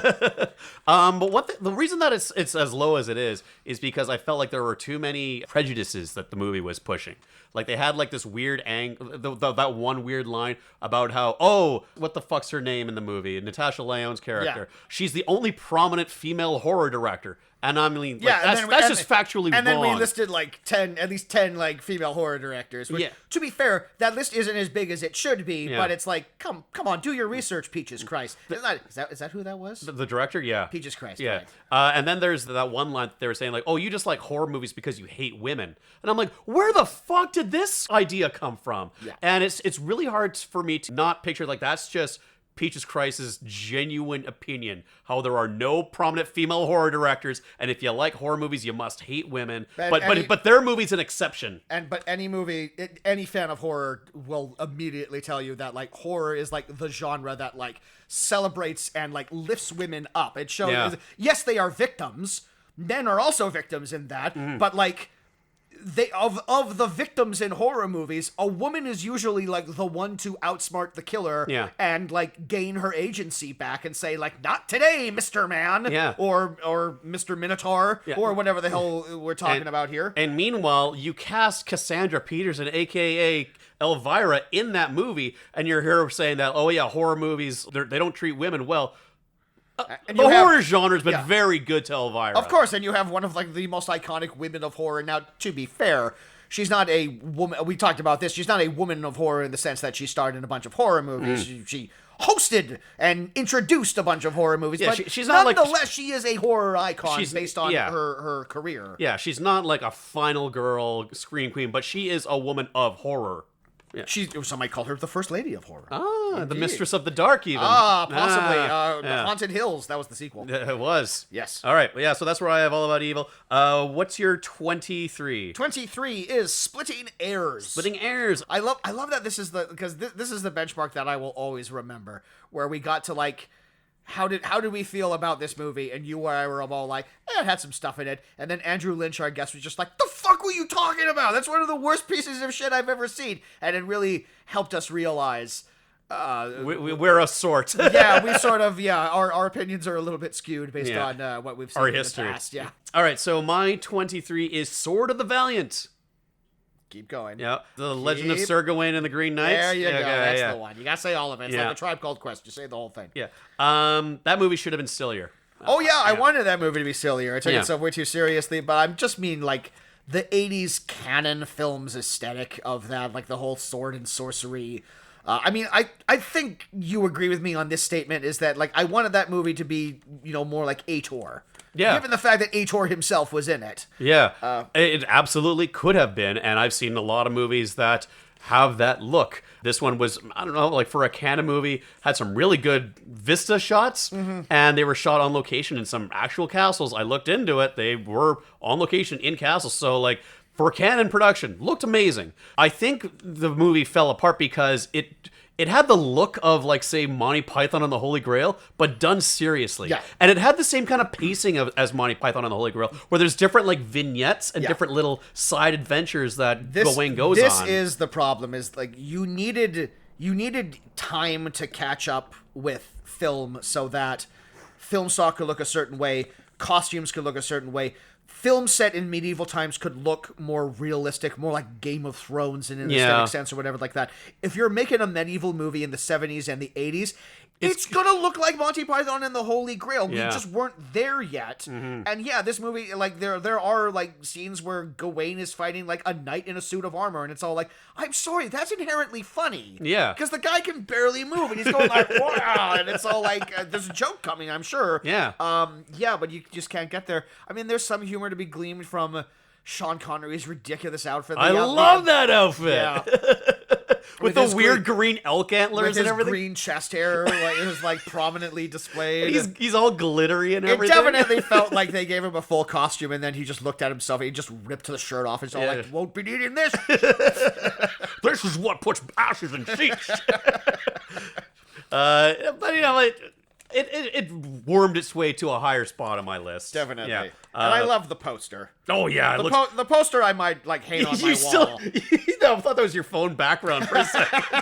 Yep, you had it at the ready. I look at it every morning. It's your motivation poster. Be more like Gawain. Okay. What did you have for 22? 22 is where I have Witchery. 22 is where I have Johnny Skidmarks. Okay. Yeah. The best of our Coen brothers character actor miniseries. Yeah. Not by much. No, not at all. amazing performance from John Lithgow in that Sure. in that movie. Oh fuck! I was on board for that ride just because like it was a little shoddily made, and I never really felt that invested with the main character. But I was kind of trugging along at like the mystery, so much as it was. But then when you saw that turn from John Lithgow, man, that movie elevated itself. I mean, like, if you need, like, one character to be talking about another character who's all like, I can't believe all this tragedy that's befalling me, and he's talking to his friend or whatever, and his friend's genuinely concerned, and then that's a tell. And then midway through the conversation, he just goes like, yeah. You hire John Lithgow for and that. And the camera goes into the Dutch angle and everything. I'm gonna chalk that up with like this. That's in the same territory as North Sea Hijack, where if I just caught the middle of that on TV, I would be so compelled by just the supporting cast of that movie that I would just be all like, I think I have to stick with this because I don't know what's going on here, but like, there's just so many ringers in this. I mean, that was an episode where we spotlighted Frances McDormand, and it was great. Even in an underwritten role like that, she proved why she's one of our finest actors. Jack Black is also here kicking around in that. Well, he fucking sucked all the wind out of the room in that. And I know they just wrote him in there because they needed to have one more suspect in there. And they gave him the flimsiest why this guy would be a suspect. And it's the classic case of, like, the guy that got riddled with bullets at the end of El Camino. It's all like, Jack Black was supposed to die. Yeah. He was supposed to die in that movie. And then, like, at one, I guess, critic screening or whatever, they wrote in their cards, is all like, I liked Jack Black. I was sad that he died, and so he got to come back, but he just lost his voice. He got shot through the trachea, but he managed to survive. He just lost his voice, which, thank God. Yeah. One guy at that screening liked the Jack Black character. And they're all like, well, back to reshoots. Yeah, that's one person who won't be on opening day. Okay. 21. 21 is where I have Body Slam. 21 is where I have Dangerous Passion. Dangerous Passion. This one moved the most on my list. I kept swapping Dangerous Passion up and down the list. Billy D. Williams for MVP. That's all I'm going to say about that. Absolutely. And I just wound up rooting against the protagonists a lot in that movie. Look, we've covered a lot of TV movies in this, and TV movies are of like a completely different vibe than movies that get released in theaters because I for lack of a better explanation, the expectations aren't as high with TV movies, and you get away with a lot of like sort of rambling shaggy dog plots where I guess the plot of that movie is Carl Weathers falls in love with Billy D. Williams' mistress and they elope, and then like it has like this unexpected third act where the mistress dies and then Carl goes on like a roaring rampage of revenge. He gets like a new woman character out of nowhere. He's got to look out for her and see if they can put Billy D. Williams away. Yeah, I mean, to that point, they also have to be done quicker, I imagine. They have less of a budget, so they have less to work with. They're shooting these in between other projects that the actors are doing. So, like, I can't imagine there's, like, a lot of people that read through this script and give notes to it. So what you got is for, like, a first and maybe second draft. That's what you're getting. And then when they're doing, like, fucking set design, it's like, what else? Here, Billy D. Williams, sniff this white rose in this establishment shot. this established shot of you enjoying brunch and smelling a white rose will establish that you are the villain of this picture. Also, Billy D. Williams absolutely wanted to have sex with his car. Oh, 100%. He wanted to put his dick in that so badly.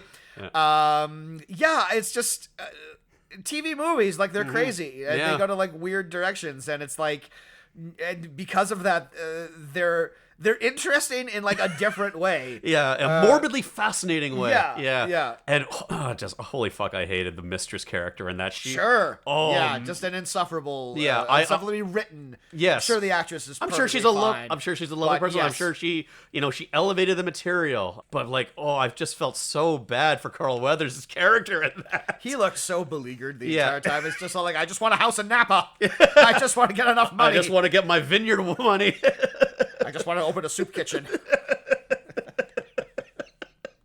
Okay, 20. What do you got? 20 is where I have Wind in the Willows. I'm looking at this now, and I probably should have flipped Body Slam and Wind in the Willows, but fuck it, I'll keep it where it is. 20 is where I have Commander Hamilton. Commander Hamilton. Commander Is that what we're calling that episode? Wasn't it? Was it Hamilton or Commander Hamilton? I believe it was just called Hamilton. Oh, which okay. is part of why that movie is impossible to Google search for. That's not the only reason why. Yeah. Scrubbed from the internet. Yeah. Yeah. It was just really cool to see Peter Stormare be the lead of a movie. Yeah. And it was weirdly dark, like the so fucking dark. Like in like the first 15 minutes, he's like hacking up body. It's all like, Yeah. okay, we're on like a strike team and whatever, and we gotta go finish the mission. It's all like, all right, Hamilton, we're with you. And he's all like, all right, we killed everyone. Let me get my hacksaw out. Yeah. And he's just, and it makes sense because it's Peter Stormare and he's absolutely out of his fucking mind. Hey, but it's all like, you're meant to be the hero now. No Yeah. one, and he didn't get the notes. And like the young moral compass, like 9 times out of 10, there will be like that young subordinate who, sees someone get away and he'll want to challenge the authority of his insane commanding officer. But in this scenario, no, Commander Hamilton's in the right. No, he's not in the right. It's not he's in the right. But the movie defers to what he wanted to do as the right call. This is what his government told him to do. Yeah. And that's the moral and righteous course. Yes. And you, young Aki, was that his name? Oh God, I don't remember the name of the supporting characters Jeez. in that. Well, don't listen to your heart in this. Listen to your commanding officer. That's an order. And then that's the movie's resolution. I should have listened to you all along, Commander Hamilton. You were right. You're always right, Hamilton. I love seeing Peter Stormare in a role like that. It's always fun to see Mark Hamill in a villain role, He was whether great. he's animated or live action. He was so good in that movie. He's just like pure mustache twirling goodness in that. Yeah.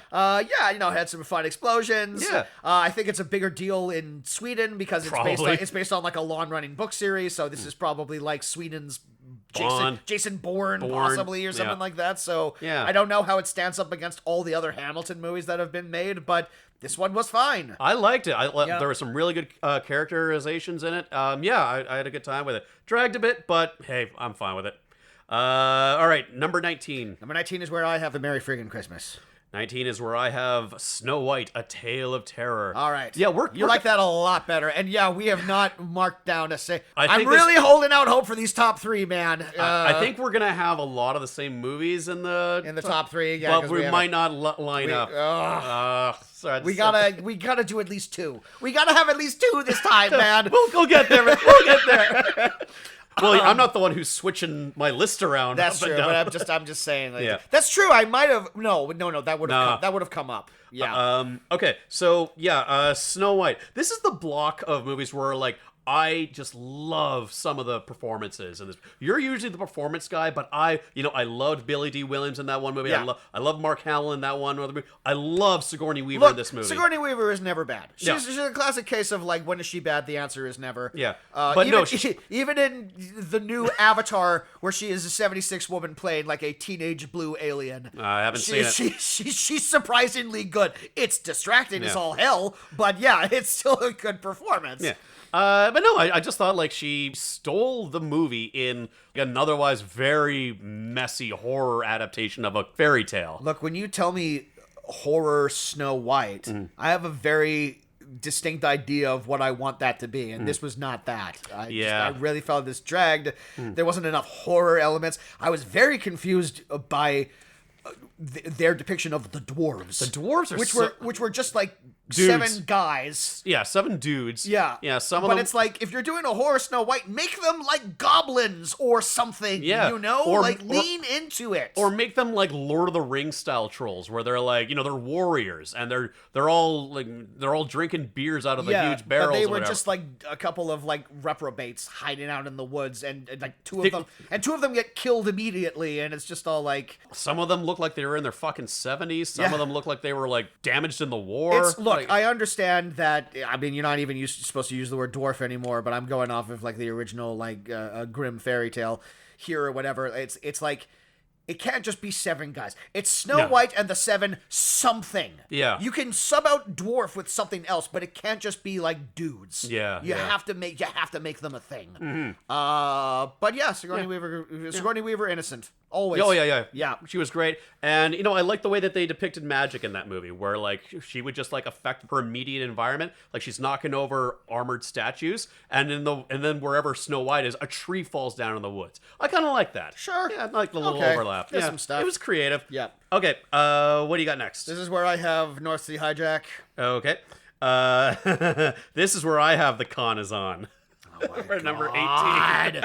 Defend that. It's ludicrous, and I loved how the cast keeps trying to like one up each other with how fucking insane they can go. That is true. They are all at a fucking 10 or 11. Yeah, all of them with are, Parker like, Posey being at a 13. Parker Posey amazingly takes the crowd of who can overact the most in a movie starring Ava Longoria, not Ava Longoria, the other one, Uma Thurman, Sofia Vergara. Oh yeah, and Crispin friggin' Glover. Yeah. She out crazies Crispin Glover, which is a very hard thing to do. Yeah. But she manages to pull that off. yeah. None of the characters are particularly likable. I'm not on their wavelength. I don't quite grasp what they're doing. I know they're trying to settle a debt with a criminal, and they're going to steal a jewel to do it from some rich director who all the women inexplicably want to fuck, even though he's crazy and ugly. And Crispin Glover. Oh, Yeah. that's well. Oh well. We shouldn't be commenting on the man's appearance, but Right. Okay. But he's a listener after all. is he? Maybe. We don't know. Oh. The internet's a big place. Okay. Like, look, there's a lot of crazy stuff that happens in that movie. Like, Maggie Q is just running around shooting people in the head. Yeah. I just found it so irritating.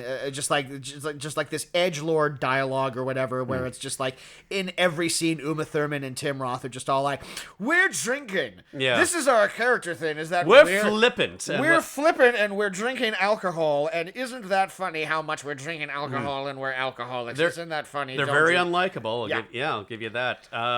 And for a movie called The Con is On, The Con takes so long to be on. Yep. It takes most of the movie before there's even a semblance of a con. And They're just wasting time until then. And it doesn't make a lick of fucking sense that Alice Eve is well aware that Tim Roth has run off with this horrible woman, and yet she doesn't realize that Uma Thurman is that horrible woman that he's run off with. But then the con would be off. The con would be off. If she understood that, Yeah. then there would be no con to be on. Doesn't make a lick of sense, but at the same time, it's like watching a bunch of clowns at the circus. I couldn't take my eyes off just how over the top everyone was, and that's what put it in the higher rankings for me. All right. Sorry, bud. We remember it's very low on my list. Yep. A very For irritating a very good film. reason. All right, 17. 17 is where I have Night and Day. 17 is where I have The Wind in the Willows. Okay. Yep. Did I say the Mexican? Oh, I did say the Mexican. We skipped over that. The Wind in the Willows, like, it's a kid's film. Yeah. And it's based on, like, a classic British literature thing. And it's pretty down the middle. It's pretty accurate to the book lore. Yep. Terry Jones added, like, a bunch of weird Monty Python-isms. Yep. Like, there's some weird imagery. I liked the weasels. With, Everyone, like, I love the I weasels. like the weasels. How we doing over here? I'm a weasel. How's it going? Terry Jones gives, like, absolutely unhinged performance. Steve Coogan is kind of charming as the mole. Well, I've never really seen him in that mode before. I think everyone really bought into the material, and they just knew that this is going to be. That was a movie that clearly was like a favor for Terry Jones, but everyone was like engaged with it. Yeah, it's like, oh, this would never have been on my radar, but you know what? I bet this will be fun. And oh, look at us, we're in like crazy. Not animal costumes, but whatever. We'll just play it up, and we'll play. It was very odd how they like kind of like picked and chose how to depict animals on film. Very kind of like community theater way that they were doing it. It reeked of community theater. Yeah, it was what it was. It was a little sloppy, sure, because they had to really decide where are we going to incorporate the animal costumes. They skimped on a lot of Terry Jones's frog makeup. Where sometimes it's noticeably greener it and depends others. on the lighting. The big problem with that movie is the lighting, where sometimes if it's like darker or whatever, it kind of looks like he's doing blackface a little bit because he's green. Yeah, and that's the problem is if you don't like green the right way. If you're watching it on a black and white TV, yeah, that's a bit of a problem. But I love the movie. I love Michael Palin as the sun. Yeah, where he's just facing the sun. It's like, going to be dark tomorrow. Bye, everyone. Bye, Michael Palin. Thanks for coming by. No, I mean, like, it's whimsical. It's fun. It's pretty odd, but yeah, I had a fun time watching it. Sure. Yeah. Yeah. And fuck those. The look of the weasels. Those were worth big points for me. Absolutely. Yeah. That's gonna be my summer look. Hey, me too. Let's start a trend. Let's be trendsetters. That's more of a fall look. Okay, so what do we got for 16? 16 I have Slaughterhouse Rules. Okay, that's a little higher for me. I have Christmas in Wonderland. Okay. Yeah. I guess, I mean, like, our white whale of an episode Yes. that we pulled it from the brink. Absolutely. I mean, just the story of the fact that I was killing time before I came to a recording at your house, and I went into a thrift store, and I just found it. Yeah. And I just now own that on DVD. Yeah. And I'm just all like, guess what we're doing this Christmas? Look, an objectively terrible movie. Oh, like, yeah. Stupid and corny. Absolutely. And lame. But I think we had a blast watching it. I think we killed ourselves laughing at a bunch of parts. It makes for a good hate watch. Absolutely. With friends. Yeah. And we can speak to that because we've done that twice Yes, now. we sure have. But like there was so much like weird, and that's what I feel because of the circumstances of the original recording that we had to cancel. That's one of the rare movies that we actually watched together. So we actually had like a lot of riffing on that. And again, that's another movie where like weird stuff will just happen. Like they open a door to Santa's workshop, aka hell, aka the ninth circle of hell. Yeah. Yeah. Well, the CGI hell. Yeah. Yes. Yeah, not literal hell, but like you could be mistaken. And also, it's just the fact that I've spent so much time in West Edmonton Mall because I used to work in West Edmonton Mall. So it's always fun to see a movie in a familiar setting that you've actually spent time in. Yeah, and when you could pick out that, like, oh, well, that's clearly a matte painting they put on top of the West Edmonton Mall. Yeah. This was clearly shot in the summertime for being a Christmas movie set in Edmonton. Look, most of them are. Yeah. Yeah. I love. Oh no! If you tried to shoot a movie in winter in Edmonton, like you would find You can't. yourself. No, you can't. There's a power outage Exactly. going on. Like you can't even get to like the set because there's like 8 feet of snow in front of you. Yeah. And I loved how like. Like the older boy, he has like he finds new love there with a girl that has the same name as his last girlfriend, and they bond over the fact how they both hate being in Edmonton. It's just not how you do a Christmas movie. Refresh my memory. They were literally in Edmonton. Yes. But the mall is not the West Edmonton Mall. It's Wonderland I Mall. think so, yeah. What's the deal with that? I don't know. Is there some stiff competition in Edmonton for a new mall? Because, like, look, if there's one thing...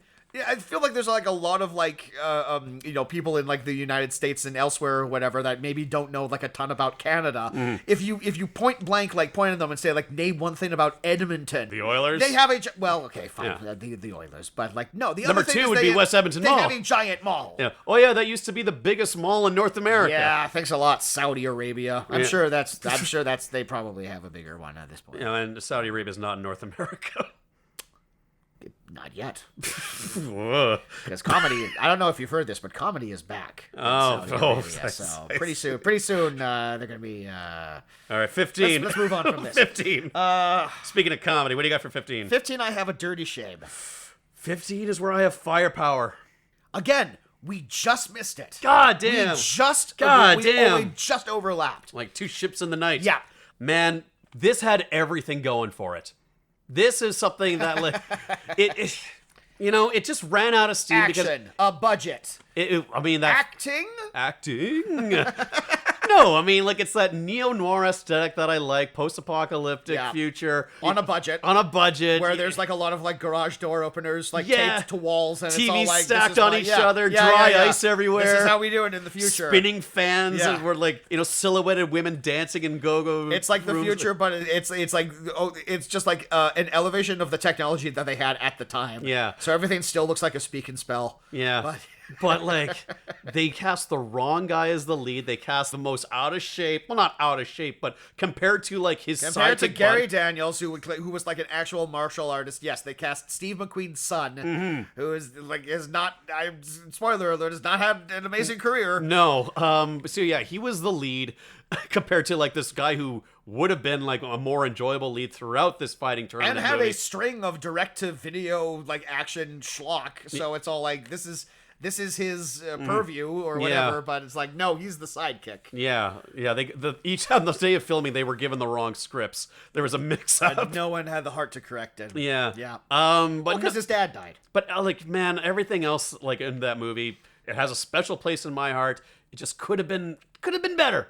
Everything about that movie could have been done. Well, I agree with you because I put it higher than you. All right. That is my next. What is it? What are we on? So that was my 15. Okay, so yeah, Firepower is my 14. Okay, 14 for me is Slaughterhouse Rules. Okay. Yeah.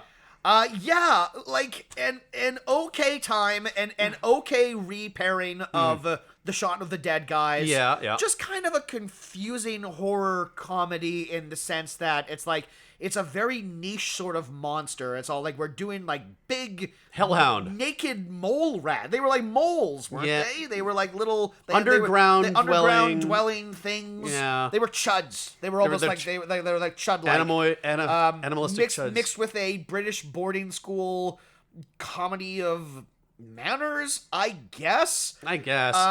I mean, like, it's an Edgar Wright knockoff through and through. Sure. So that makes for at least an exciting watch and an enjoyable watch, I'd say. I mean, you can call it an Edgar Wright knockoff. It is like an idea that like sprung from like the imagination of Pegg and Frost, and so like their association with Wright, I guess it's like they are sort of like auteurs in their own right. Like they have like their own comedic sensibilities that aren't necessarily tied to Edgar Wright's or whatever. So like, you know, it's more of just like this is what Pegg and Frost get up to when Edgar Wright isn't involved. It's another Paul. It's this and Paul. Yeah. And I would watch this over Paul any day of the week. Fair enough. Yeah. I think the opening half of this movie drags. Absolutely. Drags. Once we get to the monsters, that's when it starts getting fun. Interesting. Yeah, it's fun. I thought Michael Sheen was quite fun as the silly headmaster. Yep. Like they had too many kids that didn't have enough to do, but once things got clicking along, I enjoyed it a little bit more. One of the kids has like blown up recently. Like, what is he? Oh, I thought you meant in the God. movie. It's the guy from Heartstoppers was one of the ancillary characters. You've probably never seen that show. It's about two gay boys. Anyway. Oh, okay. Okay, well, that's my queer content. That no offense, Jameson. I know it's probably not high on your list of. It's never even heard of this. All right, there we go. Yeah, it's based on a graphic novel. It's very sweet. Okay. It's very sweet. All right, anyway. It hasn't shown up on LGBTQ Pride. It's on Netflix. Oh, okay. Yeah. If you go to like their segment, it's right next to the Babadook. Number 13. What do you got? Okay, so number 13, I have The Best of Times. That's a little higher. 13 for me is Virus. It's a little higher? You haven't mentioned The Best of Times yet, I know, that's why I'm saying it's higher on my list. Oh, it's higher on your list. Yeah. Right, okay, yes. 13 is where I have Virus. Again, this is how we skew the movies that we watch on this show, where it's like, in any other demographic, you would watch a Virus and you'd be all like, eh. For us, it's pretty fucking good. It's kind of one of the better things we've watched, honestly. Yeah. Love the fucking monster design. I think that's a great monster design. Oh yeah. Yeah. The practical effects absolutely saved that movie. I was a little harsh on it because I wasn't totally invested into the plot, but the practical effects and the monster design elevate just another. You know the Die Hard Inna formula? Yeah, that's what this was. It's Alien on a boat. Yeah, but a good monster elevates that. And also fucking Donald Sutherland. And Donald Sutherland just fucking braining it as the saltiest sea dog. We had a good time. He's incredible in that. Yeah. But yeah, that's all I gotta say on Virus. It's honestly by all accounts, I thought it was going to be much worse than it ended up being, but I was pleasantly surprised with that. I'm all like, yeah, that's an okay time. It is, yeah. Okay, what do we say? What do you say for 12? 12, I have Johnny Skid Marks. Okay, for 12, I have A Dirty Shame. A Dirty Shame, yeah. A fun episode. Like a movie that felt a little compromised, but also fit right in with like the John Waters aesthetic. I feel like a big theme on that particular episode was just the reveal that I just haven't seen as many John Waters films as our guest on that episode. Yeah, Chloe really brought the knowledge. Yeah, Chloe even said like this is not a great John Waters movie to be introduced to the world. If there's one thing I know, it's better than Pecker. That's the one thing that I came away with. That's the one big takeaway. It's better than Pecker. Yeah. Let me get your thoughts on this. I thought that Dirty Shame had an amazing premise and execution, but it was hurt by defying storytelling convention. See, I think... What does that mean? Well, I thought the whole premise of this sex god guru who's come to like this very like buttoned down conservative town, he's spreading like a zombie infection in the neighborhood. Yeah, this was my take on the movie, is that it was John Waters doing a zombie movie. Yeah.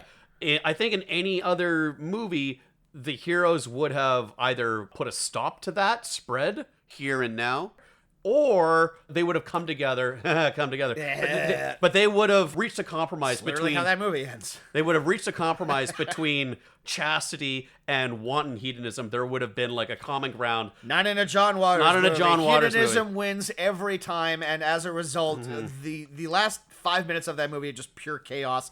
It just throws whatever remaining plot it has out the window, and everyone's just humping street signs, humping cars, humping whatever they can get their hands on.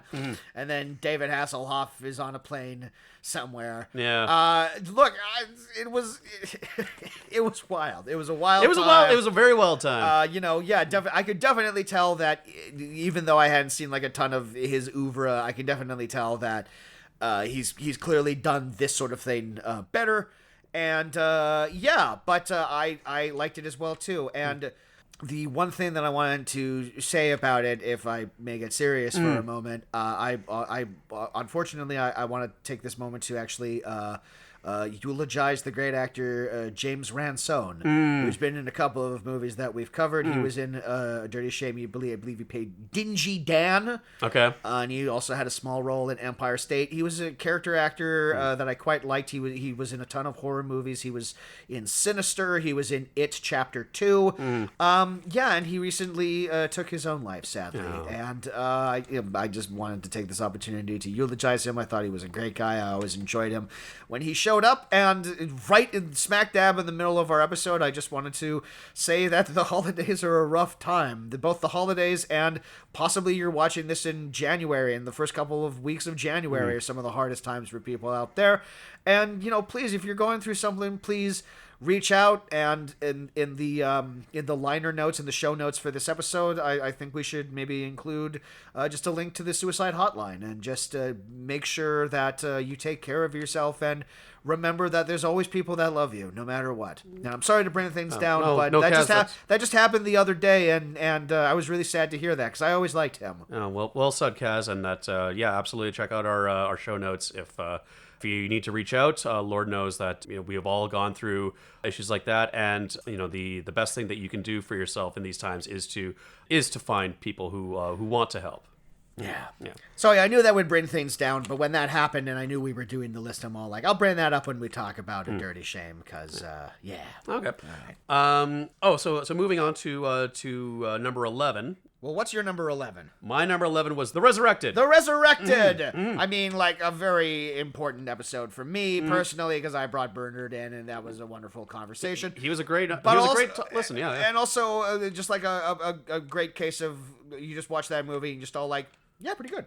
Yeah. Not amazing, but just like, a solid horror movie. Very effective horror movie. We didn't really get like too much into like the actual discussion of it. Barely talked about it. Yeah.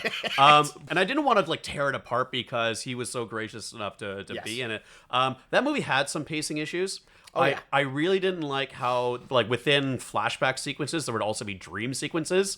That's that old chestnut. They call that the Wicker Man. I fucking hate when movies do that, where like you can't quite place where you are. We're supposed to be following one narrator here, and now I don't really know where we're standing. Exactly, yeah. So like when they do that often, and they did do that often, you can't quite place yourself where in, and like the whole movie has like a wraparound to it as well. So like it's all happened in the past. I don't know where we're all telling the story. I don't know where to pin myself in the story and to keep track of all that stuff.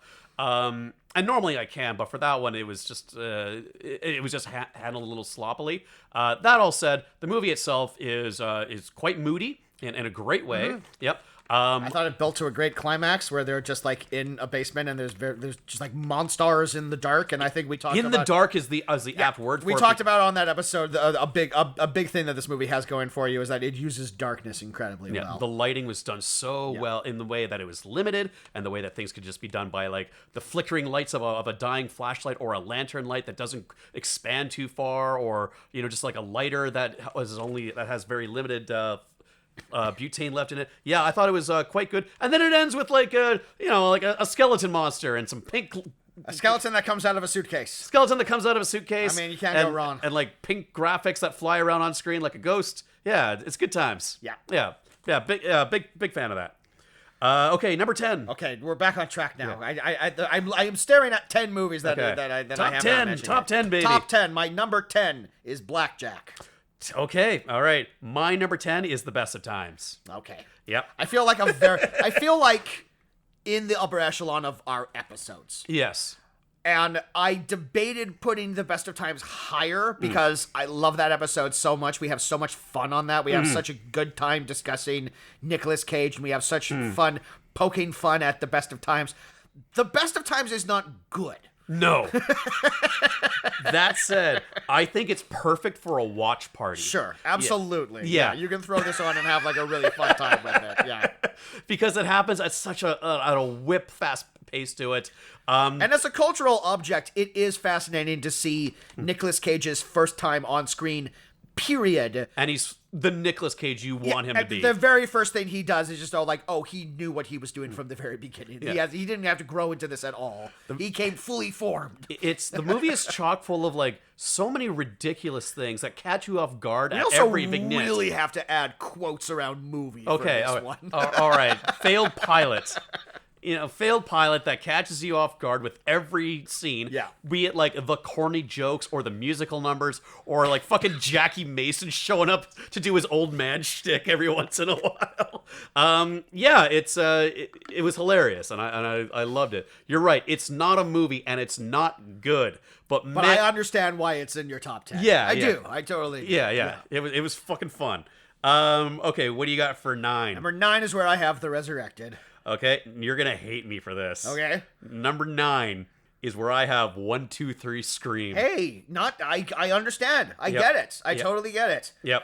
I think just you clearly had more of a fun time watching that. I had a blast watching it because I wrote down here, it is so poorly executed that I was in stitches the entire time.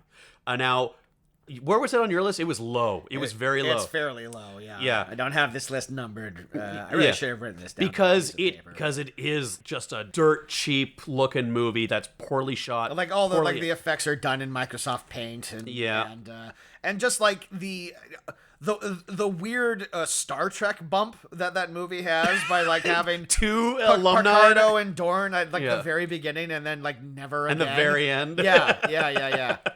Yeah, but the twist of that movie really put a sour fucking taste in my mouth. It really pissed me off. It ruined Halloween. But I mean, like the staging of it looked awful. The set looked awful. Like the lighting was terrible. The acting was terrible. And yet, I thought all of that awfulness bubbled to the top. I thought Doug Jones brought it. I like because he had like his terrible British accent, but then the reveal is that he's an American. He's an American, and he was playing a character. So yeah. that actually I thought that was pretty clever. It should have been the other way around for maximum effectiveness. Sure. Yeah. But yeah, I made the point where it seemed like if all of this was done intentional of these styles of super cheap, straight to streaming, straight to Tubi kind of horror movies, then they fucking nailed the look of it. They obviously didn't, so yeah, this would be so much lower on any other list. But man, I am choosing to believe that this was all done purposely the way that it was, and it was a brilliant parody. That's why it's so high. And again, a movie that's impossible to Google because it has like 4 different names. Yeah. Even though they clearly hit it out of the park with 1, 2, 3 Scream. If you're calling your movie 1, 2, 3 Scream, that's obviously what you need to go with. Yeah. But yeah. All right. Number 9. Or sorry, number 8. Number 8 is a movie we haven't mentioned yet, and I'm thrilled that you haven't mentioned it yet because it means we might have some overlap. It's possibly even higher than where I've put it on my list because this is a real me movie. Number 8 is Back by Midnight. Oh, so close. Oh, God, we just keep missing it. Number 8 is where I have Let's Get Harry. All right. Yeah. I mean, yeah, a great fun time. Yeah. That's another case of like, I think that was like the biggest surprise for us in the sense that we were purposefully covering the career of Alan Smithy, the pseudonym of the for directors who want to take their name off a project because they hate it. And like, assuredly, this is going to be a bad time. This is going to be a bad, poorly constructed movie. And look, it's not like it's not like a miracle or anything like that. But for an Alan Smithy film, yeah, pretty good. It's not bad. All things considered, it's like a fun men on a mission. This is great Sunday afternoon viewing. I think I watched it on a Sunday afternoon. Yeah. I'm all like, yeah, this fits perfectly with the aesthetic that I'm in right now. I love it. It started off so fucking goofy. It's like, what are these fucking idiots doing? Going to save their buddy from fucking Colombian drug lords? They're gonna get themselves killed. Hell yeah, they are. What? Fuck yeah. And there's Gary Busey along for the ride. What the fuck ever. Gary Busey. I'm bankrolling you, and also I'm coming with you, and also I run a used car lot, and also I'm Gary Busey. But you know what? Halfway through the movie, it has that tonal shift. Yeah, and started taking it seriously, and weirdly, it kind of worked. It kind of all worked out. And like it just becomes a pretty serviceable actioner. Totally. And it handles that tone shift well. And it's not badly directed either. No. I mentioned it's from the guy who made Cool Hand Luke and like a bunch of like Paul Newman movies from back in the day. And I think the reason it's an Alan Smithy movie is that we talked about it. They added more Mark Harmon, which works for the story. Which weirdly works. That's the thing. That's the thing we talked about on the episode. Is that like we need to see the guy they're going to rescue. That's producer interference that actually made sense. Yeah, from a storytelling standpoint. This one is a win for studio meddling. Sure. Yeah, definitely. Let's Get Harry. Like one of the more pleasant surprises that we've ever covered on this show. All right, number 7. Oh, my number 7 is From a Whisper to a Scream. I like that significantly more than you did. Well, I love the horror portmanteau, and I thought this was one of the better ones. There really only was one story that I didn't really care for. I guess I completely forgot about the Civil War thing, but I liked the glass eater thing. I really liked the dude in the swamp thing with the magical black man. And I loved Vincent Price and the reporter who turned the tables on him. Yeah, I had fun with that one. All right, well, I'm glad. Like, hold on to that joy, because at my number 7, I have another horror classic, Ghost Fever. Yeah, well, I knew that would be in your top 10. I knew you liked that one. And I understand why. Because it's really fucking stupid. It's a perfect combo of silly and poorly made. In my eyes, it's like a bad movie classic. More people should be watching that fucking movie. They had a breakdancing mummy in it, for God's sake. Look, no shade against the breakdancing mummy. Like, not a problem. I love that for most of the movie, they're like fighting a racist ghost, and then in the third act, it turns out he's a racist vampire. Actually, it's even worse than you thought. Yeah, it was just. I found it really lame. Maybe I owe that movie a maybe I owe Ghost Fever a rewatch. Who's to say? But like I think I just found it like a hair cornier. It made my top 20. Yeah, that's so fair. like, and I moved it around a bunch. But would it have been higher unless it had the movie ended where it should have had, and not just have like a fucking 50-minute boxing match at the end? God, it ends with a boxing match with like Sugar Ray Leonard. Comes out of nowhere. Jesus, but that kind of adds to the weird charm of it too. Yeah, what a weird. I'm not changing my spot, but it's definitely. It was a delightful discovery. Definitely, yes, it was good episode fodder. I'm very happy that we watched that, and I have you to thank for that, guys. Okay, number 6. Number 6 is where I have Virus. Number 6 is where I have Back by Midnight. Okay, I'm surprised that that's higher on your list than it is at mine, because that is in the era of the hamburger to the motion picture type thing, where I'm just all like, this is so. See, for me, this is the movie that was so stupid that I really kind of loved it, and like I think about that movie sometimes, and I think about some of the jokes, and I'm all like, that was kind of funny. You know, when he keeps ordering all the food. You know, it's. I docked Body Slam for being so stupid, and I put something even stupider, easily much dumber than that. Yeah, but I couldn't help but laugh at it. I couldn't help but smile at it. It had just like this rambling quality of just all like, hey, let's put on a movie. Why not? Why not? I'll be a warden. Maybe there'll be a plot. I don't know. But just like, the combination of Rodney barely caring, but also just being like an absolute delight in every scene. We get another great Randy Quaid bad guy. Yeah. We got the most checked out Kirstie Alley I've ever seen. She did not want to be there at all. We get vintage Gilbert Gottfried. Gilbert is so funny in that. Just like come on in. I'm in the. Watch out for this guard dog. Oh yeah, I can't do Gilbert right now. My voice is shot. But Gilbert made me laugh so much. Yeah, that movie's great. And like even the jokes that don't work in that movie too, are like they still had me to just how bad they were and how much they fell flat. Well, but this is like the classic thing of like Rodney will tell a joke and then he sees that it doesn't get like a reaction, so he immediately follows up with like, "Hey, you're all right. You're okay. Hey, go go buy yourself a hamburger sandwich. Hey. And Phil Lamar and his like budding gay romance with Harlan Williams. That ended like, on kind of like a sweet moment. that kind of just happened because the movie needed that to happen. It was meant to be a joke, like, oh, isn't it hilarious two men are dating? But it weirdly comes off as kind of sweet. Yeah. They found love.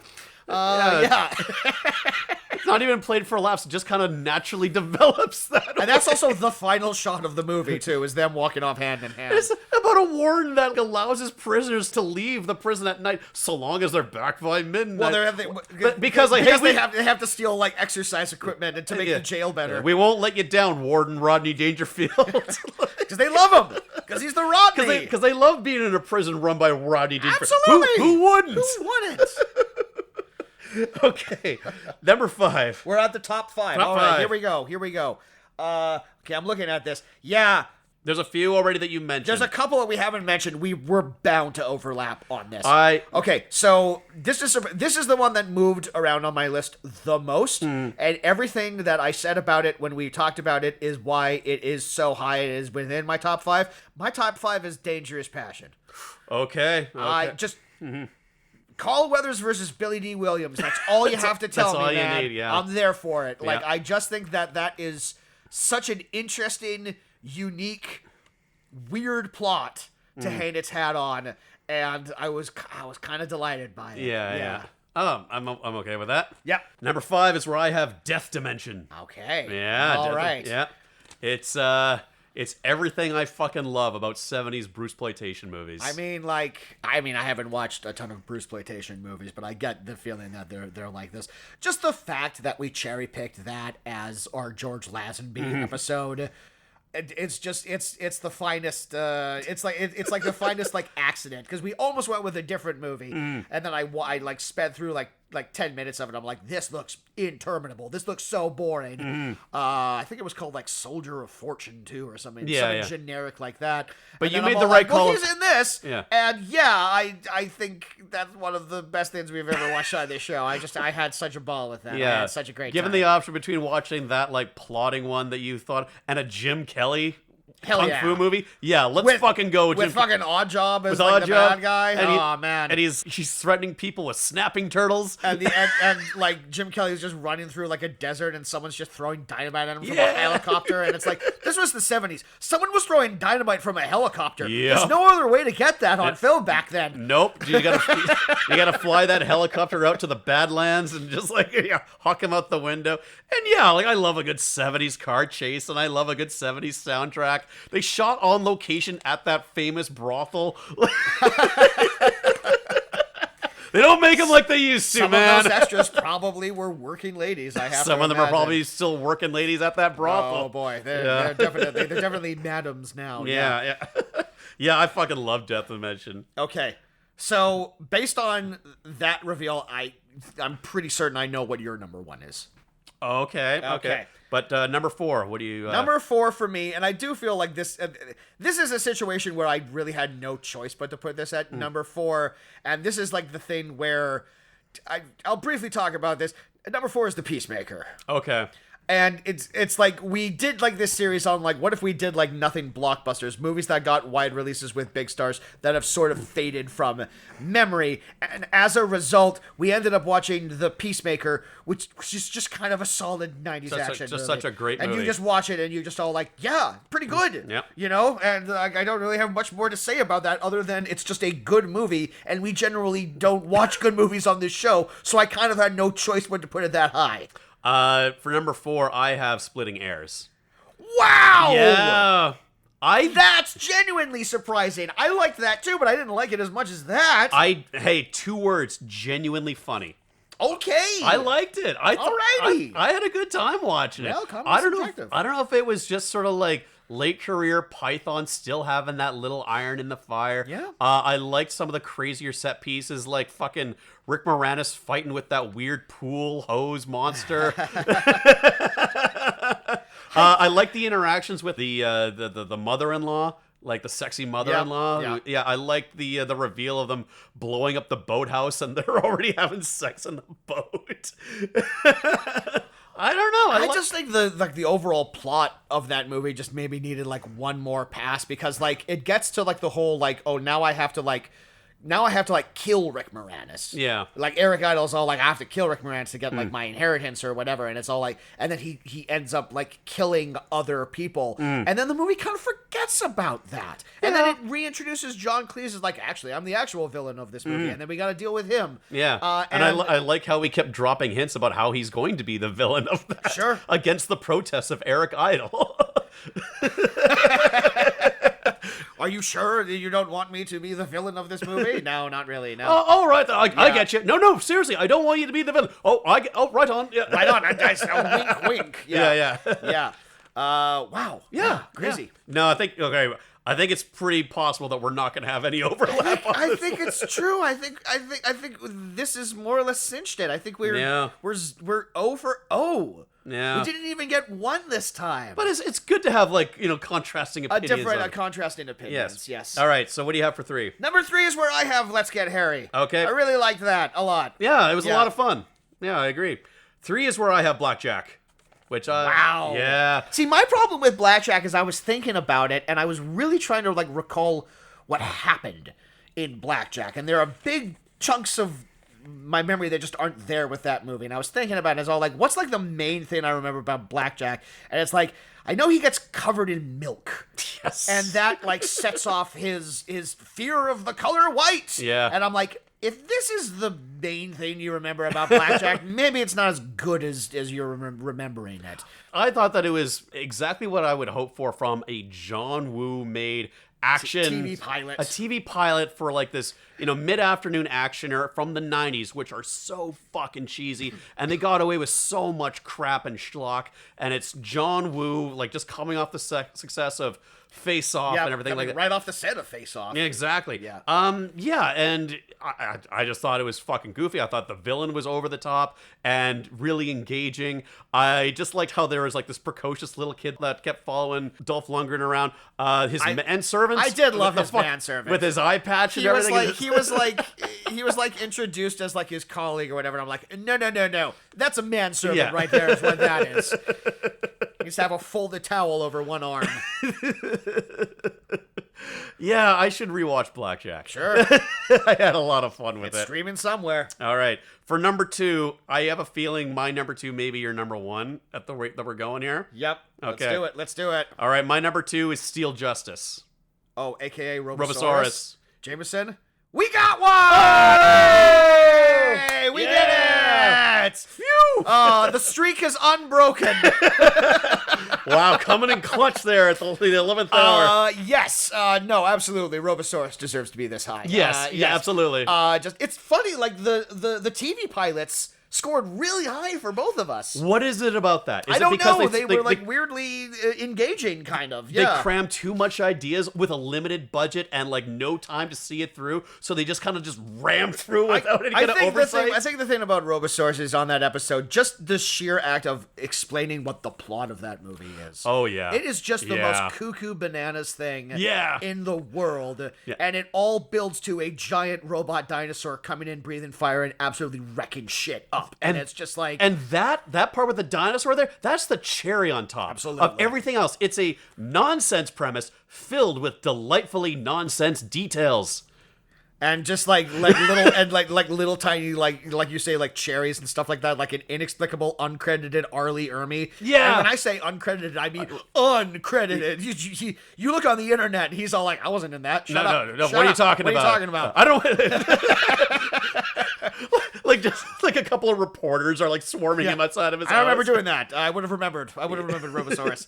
But my fucking god, it's a giant fire-breathing dinosaur that, is terrorizing like this Blade Runner futuristic city done on the cheap. Yeah. And there's like it's one of the best. And it was one of the best on the cheap futuristic dystopian cities that we've ever covered. And like the aesthetics were so cool. The production design was so of its era. But it was like a mystical, like supernatural element that brought him into that world. It's a detective with a dead son whose dead son is maybe being channeled through his toy dinosaur, which can inexplicably turn into a Megazord through the power of his friend, a literal magical black man who's been alive for centuries, and just like walks around and is all like, a cell phone? Oh, what's this? Oh my! I loved it. The only thing I was there to inspire the Trojan horse and Stonehenge. Truly, what a missed opportunity that this never went to series. It would have been the most expensive show ever made because you need to have every episode end with Robosaurus destroying something, but you know bring what? it back. Bring it back. I feel like there would have been a lot of diminishing returns with the episode quality, but I would have been there for every fucking step of the way. I would have been on board with watching this ongoing train I would have wreck. taken like a 6-episode one season and then canceled thing. Yeah. Like if we could get like 6 episodes of Robosaurus, 6 1-hour episodes of Robosaurus on a DVD, that's heaven for me. Yeah. That would be great. And yeah, sure, there would be different quality. Like not every episode is as good as the other ones, but just the experience of having that. Yeah. The full circle thing. All right, so I think by process of elimination, we've determined what our number ones are. All right, what do you got? Mine is Death Dimension. Dimension. I think one of the best movies we've ever covered on this show. I loved it so much. Yeah. I had so much fucking fun with it. It's a great fucking watch. Yep. I highly recommended that. There's a reason why it's like in the top 5 for me. But number 1 that has to take the cake is The Peacemaker, which is literally the best movie we've covered. It's the best made. It's the most competent movie that we've made. And yeah, we both enjoyed. I agree with you. It's in my top 5 too. It's just a solid actioner that is filled with like these beloved cliches, but it's done so well. Yeah, it's a real hidden gem. It absolutely is a hidden gem of like 90s action cinema. Where it's just like two stars on a mission to stop a nuclear warhead. You know, it's that old hat. It's right before 9/11 happened, so we don't have like the awkward minutia of like thinking about that. So the we can homeland kind of, security like, aspect of stuff, it. Yeah, so there's like technical limitations to what our heroes are capable of doing. There's certain things that the bad guys can like slip under the radar by. There's like, you know, silly cliches like the bad guy train that had the red tinted window. I loved it, but that was like one of the first things we saw, so it was great. Yeah. And whenever they wear their night vision goggles, of course, that's represented by laser eyes. Yeah. George Clooney is just like a massive chauvinist, but he never fucking like leans into flirting with Nicole Kidman. So like, it is so funny how the opening scene that introduces like these two characters to each other is just him walking into the room, just being all like, "All right, princess, hold on, listen for a second, sweet cheeks," and then immediately after that, he does a double turn. It's all like, "I respect you as like an individual and an ally, and we're going to work together." What's the call? What's the call, boss? But yeah, and the action scenes were all really engaging and well shot. Good car chases. Great car chases. Yep. There's that one shot with like the helicopters going after the convoy truck, and it's going over the bridge, so they're holding up by like the pulley cable. The steel cables. That was great. Good stuff. The last half of the movie where they're running through the streets of New York, and it's just like a really great foot chase. He's got a warhead in a backpack. Where is he? He's in New York. You gotta find him. Needle in haystack. Absolutely. Yeah. No, I can't sing that movie's praises enough. I've recommended that movie to a ton of people to put eyes on. And they always say, like, "Oh, you mean the John Cena TV show?" No, The Peacemaker. The Peacemaker. It's the definite article, all right? Yeah, This was the original one. Yeah.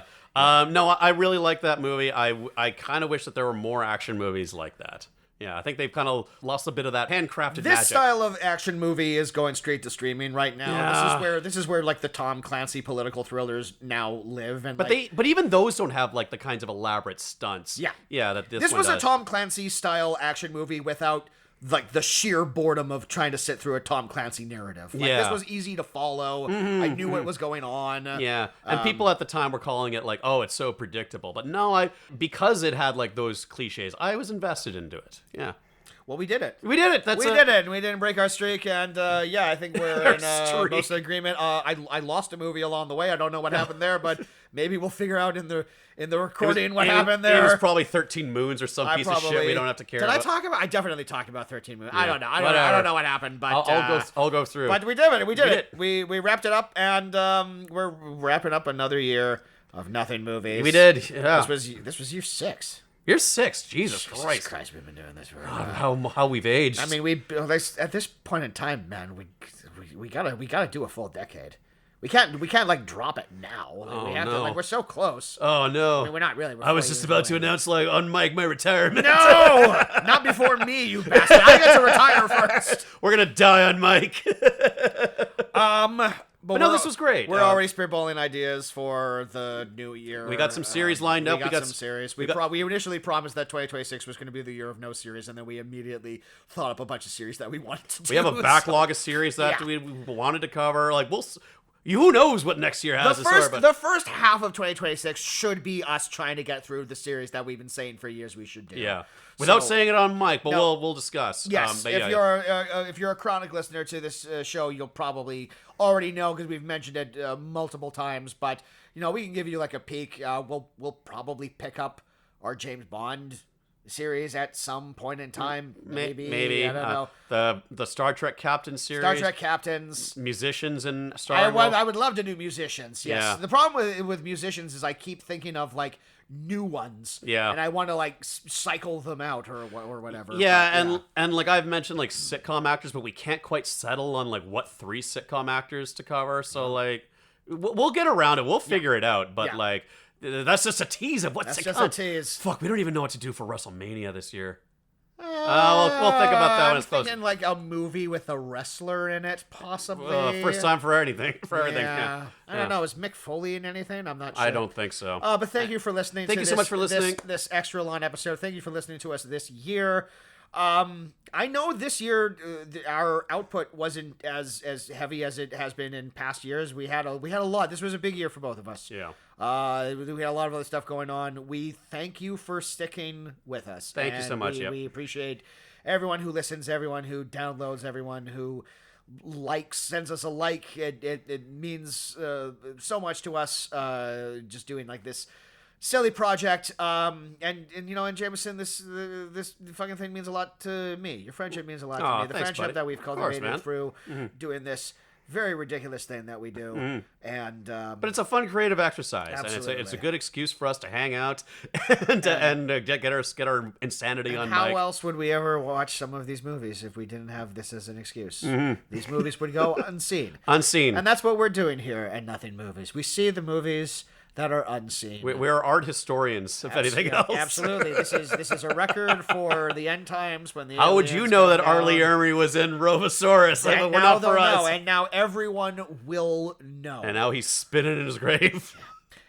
Anyway, thanks again for listening, everybody. See you in the new year. Listening to, should I do my wrap up? Thanks for Eddie Lamb for his fantastic theme music. You can follow us on the socials. Social media. Follow me on Letterboxd. Yeah, subscribe to my YouTube channel. Subscribe to this YouTube channel. And see you next year. And happy New Year. And woof. Crank? With the Jason Statham movie? Yes, that's where we're going out. Everyone watch Crank. Everyone watch Your Crank. homework for next episode is to watch January 1st. Watch Crank. All right, bye. Bye later, everyone.